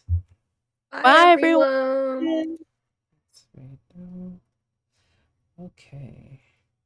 I haven't seen Sai in so long. Yeah. Okay. Oh, I forgot the raid message. Oh yeah. Fuck. Oh, well, Ah! just dropping 2 cents. Okay, stop streaming. Yes.